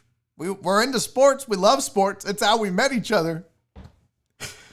Probably not going to work for most, because then they're going to find out. Crystal says that I like my woman lushy. It's going to get you. It's going to get you a lot of women that like to drink, apparently. What if you put your rich and pull up in a 99 Corolla, truck driver Pookie wants to know? Well, cat's out of the bag. Rent a car. Jenny's mom says avid sports fan. That's not going to work, Jenny. Not going to work. Look, here comes all the day. I play soccer. Shut up. I'm going to need to see pictures. I love the ones of y'all that think you're athletic and then you send me a picture and I'm like, what? You play soccer? What do you play? FIFA? FIFA 2020? Just fucking with you, Jorge. I have no idea. MC Hammer style parachute pants. No! We've covered this. Demetrius, move on. We're not getting parachute pants. Those are this 84 parachute pants. Not, what was Hammer? 91? 92? Not those. Those are whack. Those are bleh. Deanna says she usually gives them a sports quiz. Damn, that's brutal. Francisco said, my wife and I met online. I talked about how I'm into Star Wars and concerts. And she was like, I've never dated a virgin. That's not funny. I'm sorry, Francisco. I wasn't trying to be cool or suave. We was just being my goofy ass self. We've been married 2 years now. Good for you, buddy. See, I feel like if you're honest and you're just like, I mean, this is what I do, then you're going to find someone that matches that. But, don't put that other shit. Walt, catch me on the court and I'm trouble. It's too late to try to resurrect your rap career, Walt. We've already established that. All right, let's get to this weird ass. This is weird. I don't know why China is doing this, but apparently people all over the country are receiving these mysterious packages of seeds. And they're not weed, by the way. There's not even any marijuana seeds. It's all random shit. So the government is freaking out a little bit where they're like, this could be like bioterrorism. This could be an attack. So this article had a quote that said, this is the U.S. Department of Agriculture Animal and Plant Health Inspection Service says it has identified 14 types of plants that are a, quote, mix of ornamental fruit and vegetable, herb, and weed species, including cabbage, hibiscus, lavender, mint, morning glory. No idea what that is. That sounds like a boner. And mustard, rose, rosemary, and sage. So people all over the country have been getting these. And one guy got them and was like, well, I'm going to plant them. And literally the government showed up and made him dig them all up. Because what they're worried about is bioterrorism. They're worried about this could spread some sort of weeds. It could infect the food supply. These are all mild concerns. What they really think is, and I've never heard this, but they said anyone who receives the package is being asked to save the packaging and mailing labels and turn everything over to the USDA. At this time, we don't have any evidence indicating this is something other than a brushing scam. What is a brushing scam? So it says it's where people receive unsolicited items from a seller who then posts false customer reviews to boost their sales. So that's what they think this might be, but it's kind of creepy that you would just send out seed products and then use that. I don't understand that. I don't understand. Holy shit, parachute pimping. Oh, let me guess. You guys are going to take it too far on the Discord server now. Got it. I can't wait for this. I can't wait to see who I'm going to have to roast first and ask you for your old whack-ass baby pictures. Oh, I can't wait for this. Got to get to the Discord server. Oh, it's going to be good times. So apparently, what is this? What I miss? Chris Davis, I think it should be tweetable if Barry okays it. We'll see. Again, sometimes you guys do well. Sometimes you can take it too far. Just know that there's a line to be crossed and not to be crossed. So Ellen isn't very nice. Apparently, this guy, Kevin T. Porter, was hearing stories about Ellen. And he said basically he knew that there were stories about Ellen floating around Hollywood where everyone had a horror story of Ellen. So he was like, you know what? I think what I'm going to do is I want to hear everybody has an Ellen story, he said. So I want to hear what they are. And kind of like what Virginia Buttonweed did for Cowboy Fam, this guy said, I'll donate $2 to the LA Food Bank for every story. So he said, this was the tweet. Right now, we all need a little kindness, like Ellen DeGeneres always talks about. She's also notoriously one of the meanest people alive. Respond to this with the most insane stories you've heard about Ellen being mean, and I'll match everyone with $2. So apparently the guy got like 300 stories sent in about how mean Ellen is. $600 later,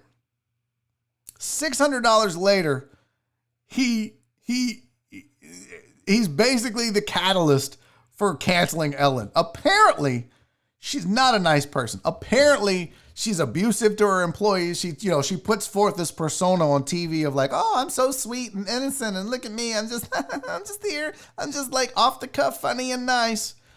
But apparently, behind closed doors, she's a tyrant. She's an evil person. She's mean. Yeah. So she had to release a statement that basically said, hey, look, I'm sorry. We're going to work on it. But somebody said she's been hysterical. She felt like everything she worked so hard for is falling apart and she's crushed. Here's the problem, though. She brought this on herself. The way you treat people nowadays, more than any other time in our history, is going to come to light if you're an asshole to other people, especially employees. Everyone has a Twitter account. Everyone has Facebook. Everyone has Instagram. And everyone has access to the world now. This isn't like back in the day when you could maybe write an op-ed in a paper and get it published, and some people in that city might read it and go, well, not the same anymore.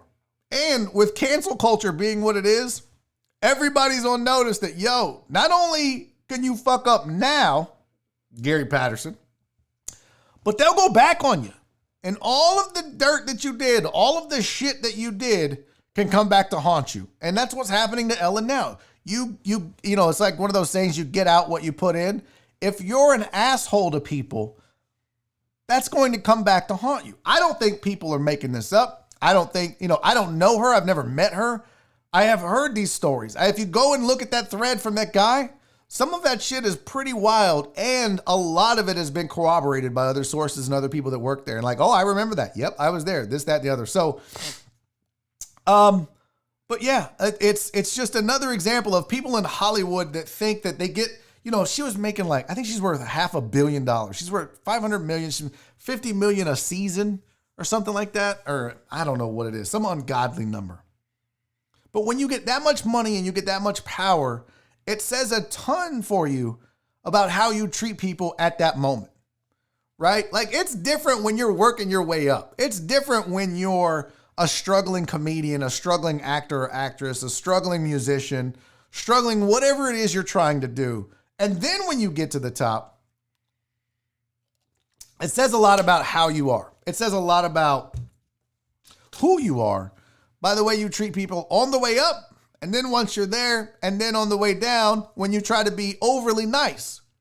Because she's sending out emails like, oh, I'm really sorry, and we're going to work on it. It's too late. It's way too late. Brandon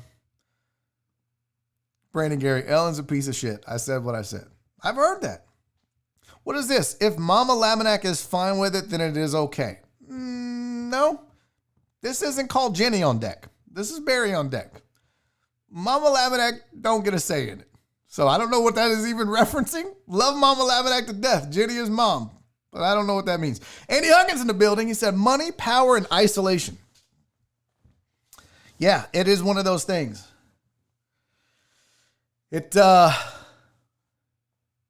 Yeah, that's the other thing, Demetrius. The fact, he said, what amazes me is that it was kept quiet for this long. So here's why, though, Demetrius and Clarence. It's not necessarily the money, it's the power. It's the fact that people want their jobs, right? So I can relate this to comedy, for example. When you have all these comedians getting canceled for sexual assault, sexual misconduct, sexual deviancy, and the way that they've treated women in comedy, It went on so long because it was held over their heads. Hey, I can get you stage time. I can get you seen. I can further your career. And so women are now forced to be like, well, fuck. If I don't do this, I may be just fledgling forever like every other comic in the business, struggling. But if I put up with this, is it worth my career? And then they realize it's not. And this guy's a fucking asshole for doing that. And the same is true in show business in general. People look at Ellen and say, well, she's acting like a bitch. She's being an asshole. But I need this writing gig. This is a huge opportunity for me. This is a career builder. This is a resume builder. I'll put up with it. So it is money, but it's really more about what Andy Huggins said. It's more about the power. And people don't want to cross people like Ellen because they don't want to cost themselves opportunities and jobs. But eventually, those people go away. Those people you fire because you're an asshole. And now in this era, those people start to talk. And those people tell stories. Wesling said the stage light get you drunker than the Bud Light. 100% accurate, John. Very well put. Deanna Taylor said, Barry's going to shit on us when he gets to the top. First of all, anyone that really knows me would know that's not the truth. I have too many good people in my life. My mother, my wife, my friends. I have too many people around me that are good and honest with me to let me act like that. There's no way that my wife would put up with me being an asshole to people for no fucking reason. No way. She's the most brutally honest person I have ever met in my life. She calls me on all my shit. All of it. And my mom is the same way. If she thinks I'm doing, she'll tell me. So I don't know. I'm not going to say I never would. I don't think I'm that. I don't think I have that in me. I don't know. John Wesling said Biffnet keeps you real. Here's the thing though. And I don't want to sound like, I don't know how to put this. Even when at the height of my radio career, even when things were going great, #1 show in the market, comedy career was taking off, getting ready to do an album deal. I think if you ask most people that were fans of mine, and I hate the word fans, but I think if you ask most people, if you messaged me, if you talked to me, if you wanted to engage with me, I've never been the person that was ignoring, or I try to respond to everybody. I try to be inclusive with everybody. I try to be friendly with everybody.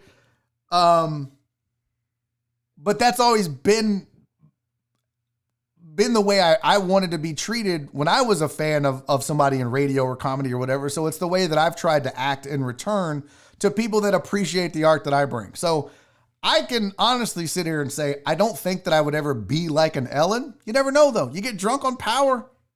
You never know. I just don't think that would be the case because I've had opportunities in the last 3.5, 4 years to do that. And I didn't. Now, if you were an asshole to me, I'm not going to take it. I wasn't going to be like, oh, well, I got to take the high road. Like, I don't understand this. Let me explain something to you. And I'm all for taking the high road when it's necessary. But some of these cats, like, I'll call you an asshole if I think you're an asshole. And I'll have those discussions. But there are some media members in this city that no matter what, they don't respond. They don't even when Josh Ennis was talking shit about me this past weekend. First of all, I could give a single fuck what Josh Ennis thinks about me. Zero. It has I slept really well last night knowing that he said mean things about me because I don't give a fuck about that dude. He don't give a fuck about me. I don't give a fuck about him. That's just where it is. But there are a lot of people that would never have mentioned it. There were a lot of people in this town that would never bring it up for whatever reason. And that doesn't bother me. I mean, I'll say what I have to say, but I forget the point I was making on this. I don't know. I think your personality eventually bubbles to the top, no matter how much money and power and fame and exposure you have. And I just think I was raised right. I mean, when it comes down to it, Jenny is mom and, Truman is dad. I think they did a pretty decent job raising somebody that's not going to get, as my mom would say, not going to get too big for his britches. And that is such a Jenny quote. Such a Jenny quote. And Andy's right. All it takes is one person to open the floodgates. 100%. 100% right. And this Bud Light slander, Aaron Little, that'll get you banned. Somebody ban him. You don't talk shit about Bud Light, buddy. Never forget where you come from. That keeps me grounded. See, Chris Davis is going to be a famous actor one day. And we're never going to let him forget that he still kills in Warzone. We're never going to let that. He's always going to be the guy that steals your kill for glory in Warzone. No matter what. That's true. Francisco, that is 100% true. If I tried to be a dick, Nora would show me her north side, which sounds really sexual. You're never mean unless you're Jeremy Pivens. That's true. You kiss my ass, Chris Householder. Oh yeah. Okay. You know what? That's enough out of you, Demetrius. Let's move on. One more thing what time is it? Oh, it's 3:51. No, we got to get to.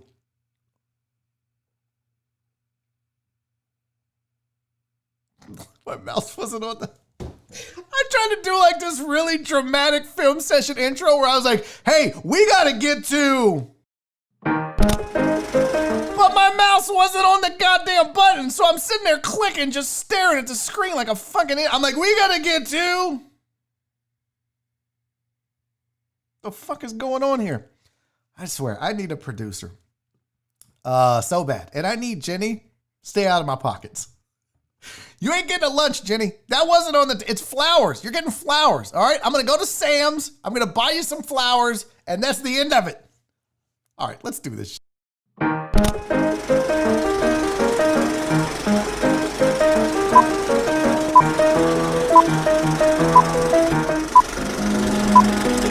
And now it's time for a film session.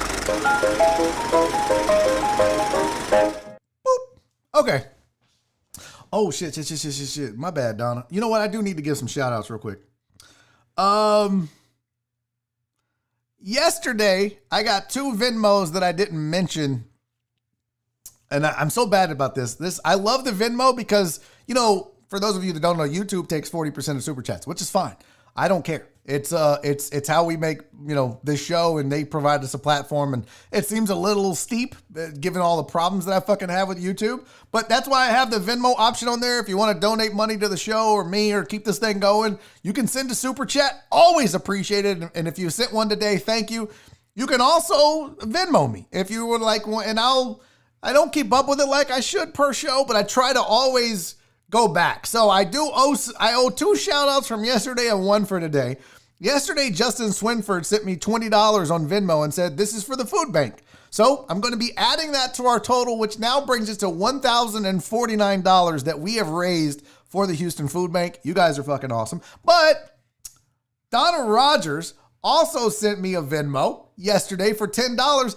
And on it says lunch for Jenny. So I don't know. That's enough for mine. No, I'm just fucking with you now. Okay, so fine, Donna. I'll take her to lunch.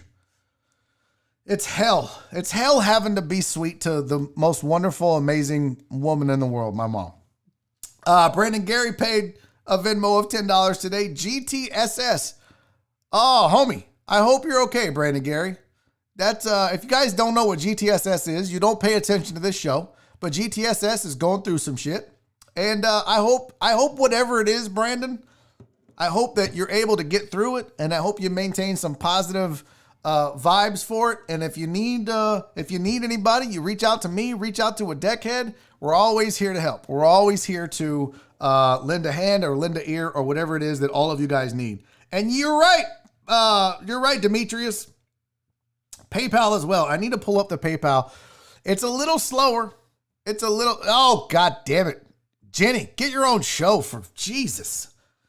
Oh my God, here comes Jenny as mom. Jenny is thirsty. Just get out of here with this shit.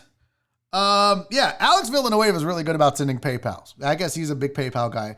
He'll like, I got $5 from him the other day on PayPal. So all of it's appreciated, you guys, for real. All of it's appreciated, except for the part for the lunch for Jenny. Okay, just settle down. All right, we got to do this film session. We're 5 minutes out. Holy shit. Here is your film session of the day. Go. Do you earnestly promise before God and these witnesses that you will love her, love him, comfort him, honor, and obey him? Really, Anthony? You gonna act like you don't know me? What, you didn't take your psych meds today?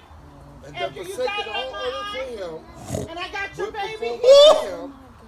All the duty. Anthony, I know you hear me. You better get out of my mama's wedding. What is wrong with you? What is wrong with you? Woo! Shit! Oh, yeah. All right, first of all, Total Dallas, thank you for the super chat, buddy. Total Dallas in the super chat, he said, I will not make fun of show tech glitches anymore because of my Call of Duty mic issues. Yeah, bro, that was fucking awful. He was the worst yesterday on the microphone. He spent 2 hours with his mic on mute talking to us the entire time. So there's Total Dallas's tech problems. Thank you very much for not making it. Now, this shit is wild. Now, let's break this down. So far, so good, right? We're just rolling through. Typical wedding. Bride and groom, we got a reverend. This could be Chris Householder. You gotta love, you gotta this. Really, Anthony? You know right away. Now, you know right away. As soon as you hear really, Anthony, shit is about to get super real at this wedding. Obey him. Really, Anthony? You gonna act like you don't know me? What, you Anytime someone says, oh, you're just going to act like you don't know me, you're fucked. Some dirt is about to, this is all of Ellen's former employees on Twitter. Oh, really, Ellen? Really, Ellen? You're going to act like you don't know me, Ellen? It gets so much better, though. Take your psych meds today? Okay, now she's putting that man's business out one thing at a time. Really, Anthony? You act like you don't know me. Okay, now that's number one. We're having an affair. Oh, you don't know me. Oh, we can fuck, but you don't know me. That's number one. Number two, did you not take your psych meds today? Now you're out here telling everybody he's a crazy person. Number three, listen. After you dotted up my eye. Okay, first of all, we had an affair. Second of all, you're a crazy person. Third of all, you beat women. This is not going good for Anthony, and that motherfucker is being so stone cold still. Look at him. Look at Anthony, yo. He ain't moving. He's just like, hurry up, Rev. Talk faster, talk fast. She do, I do. Let's get the fuck out of here. Let's go. I gotta go. But he is not turning. He's like, don't turn around, baby. Don't turn around. Now, what's weird is that neither of them turn around, but I want you to watch something. So you see the one that's at the end where she's like, stop this, I'm winning. When she does that, watch the Reverend hold her back the first time. Look at this. Look at this. This shit is crazy. Then take your After you got it on my eye. After you got it in my eye. I got your baby here. Oh, there's the fourth Woj bomb. After I got your baby here. Oh shit. Sleeping around, crazy, beats women, got a baby out of wedlock. Oh my God. Now look, the Reverend holds the kid back because she's like, I'm about to fuck this bitch up. Anthony, I know you hear me. Everybody hears you, lady. Everybody hears you. And look, at this point, you know some shit was about to go down. Now, Anthony isn't budging. Anthony is like, don't look back. Just, baby, just. And it makes somebody said, you know, the fact that the bride never turned around, she must know about Anthony's sordid past. She must know that he slept around, that he's crazy, that he dotted her eye, and that he's got that baby, because she never moved. So... You hear me? You better get out of my mama's wedding. What? You better get out of my mama wedding is like, first of all, you can tell, I don't know if she took her shoes off to confront this lady or if she was just already standing in the wedding with no shoes on, but she's ready to go. She is fight ready as it stands. All right. So then she throws her flowers. You hear me? You better get out of my mama's wedding. What? Who's gonna get hurt? You threw a bouquet of flowers, and the only reason the bride turns around is because her veil got caught. You fucked this all up, chick. You better get out of my mama's wedding. What is wrong with you? done ripped the veil off. You done made it so much worse. So much worse. Now, according to Jen, and I didn't know this, but this is so great. There's nothing better than all this freakouts. And y'all, still, watch as the girl reacts. Here's what you're missing. Watch as the girl reacts. Anthony still don't fucking move. You better get out of my mama's wedding. Anthony never turned around. What is wrong with you? Anthony never turned around. Anthony's like, I don't give a fuck what happens. I am not looking at that bitch in the back row calling me out. I am not doing it. That motherfucker Anthony has nerves of steel. Do you hear me? That is so good. Now, according to Jen, there's a part 2. So Jen, what I need you to do is post it on the Discord server. And for those of you that are watching that aren't on the Discord server, that don't have access to it, ooh, that's your bad. You need to go join the Patreon family, and then you'll have access to the Discord server where apparently there's all kind of parachute memes that they have posted about me. Some of them are probably going to be good. Some of them are probably going to be mean as shit. We'll figure it out when we get there. You're going to miss all that. Plus, you're going to miss part 2. Do me a favor, go to patreon.com/Barry on deck, sign up for the Patreon, support the show, and you'll have access to all the craziness that happens after every single show. That being said, that's the show for the day. It's 4:01. We're past time. What a fun time I had with you guys. Thank you all for participating in the chat. That was a good time. I hope you enjoyed the parachute pants story. I hope you enjoyed some of the sports takes. I hope you enjoyed the show in general. I would ask you to do me a couple of favors if you did. If you liked the show, please share it with a friend. Not necessarily this video, just the fact that we do this every day from 2 to 4 p.m. on Barry on Deck. So go grab a friend and bring them here and make them watch, and maybe they'll get involved and like it just as much. I know Donna did that with Deanna, and now we have a new member of the family, and I couldn't be happier. So do your part. If you haven't liked the video, give it a thumbs up. Go share it with a friend, maybe leave a comment, whatever it is. But thank you guys so much for being here. Thank you every day for showing up, and thank you for the support on Venmo. Thank you for the support on PayPal. I'm making sure I didn't miss any Venmos before we get out of here. Thank you for the super chats. Thank you, thank you, thank you. Guys, that's it. That's episode 61. I'm Barry Laminack. As always, I want to remind you, be safe, be kind, and most importantly, love each other. We'll see you guys tomorrow. My host, or my guest is John Wesley. We'll see you then.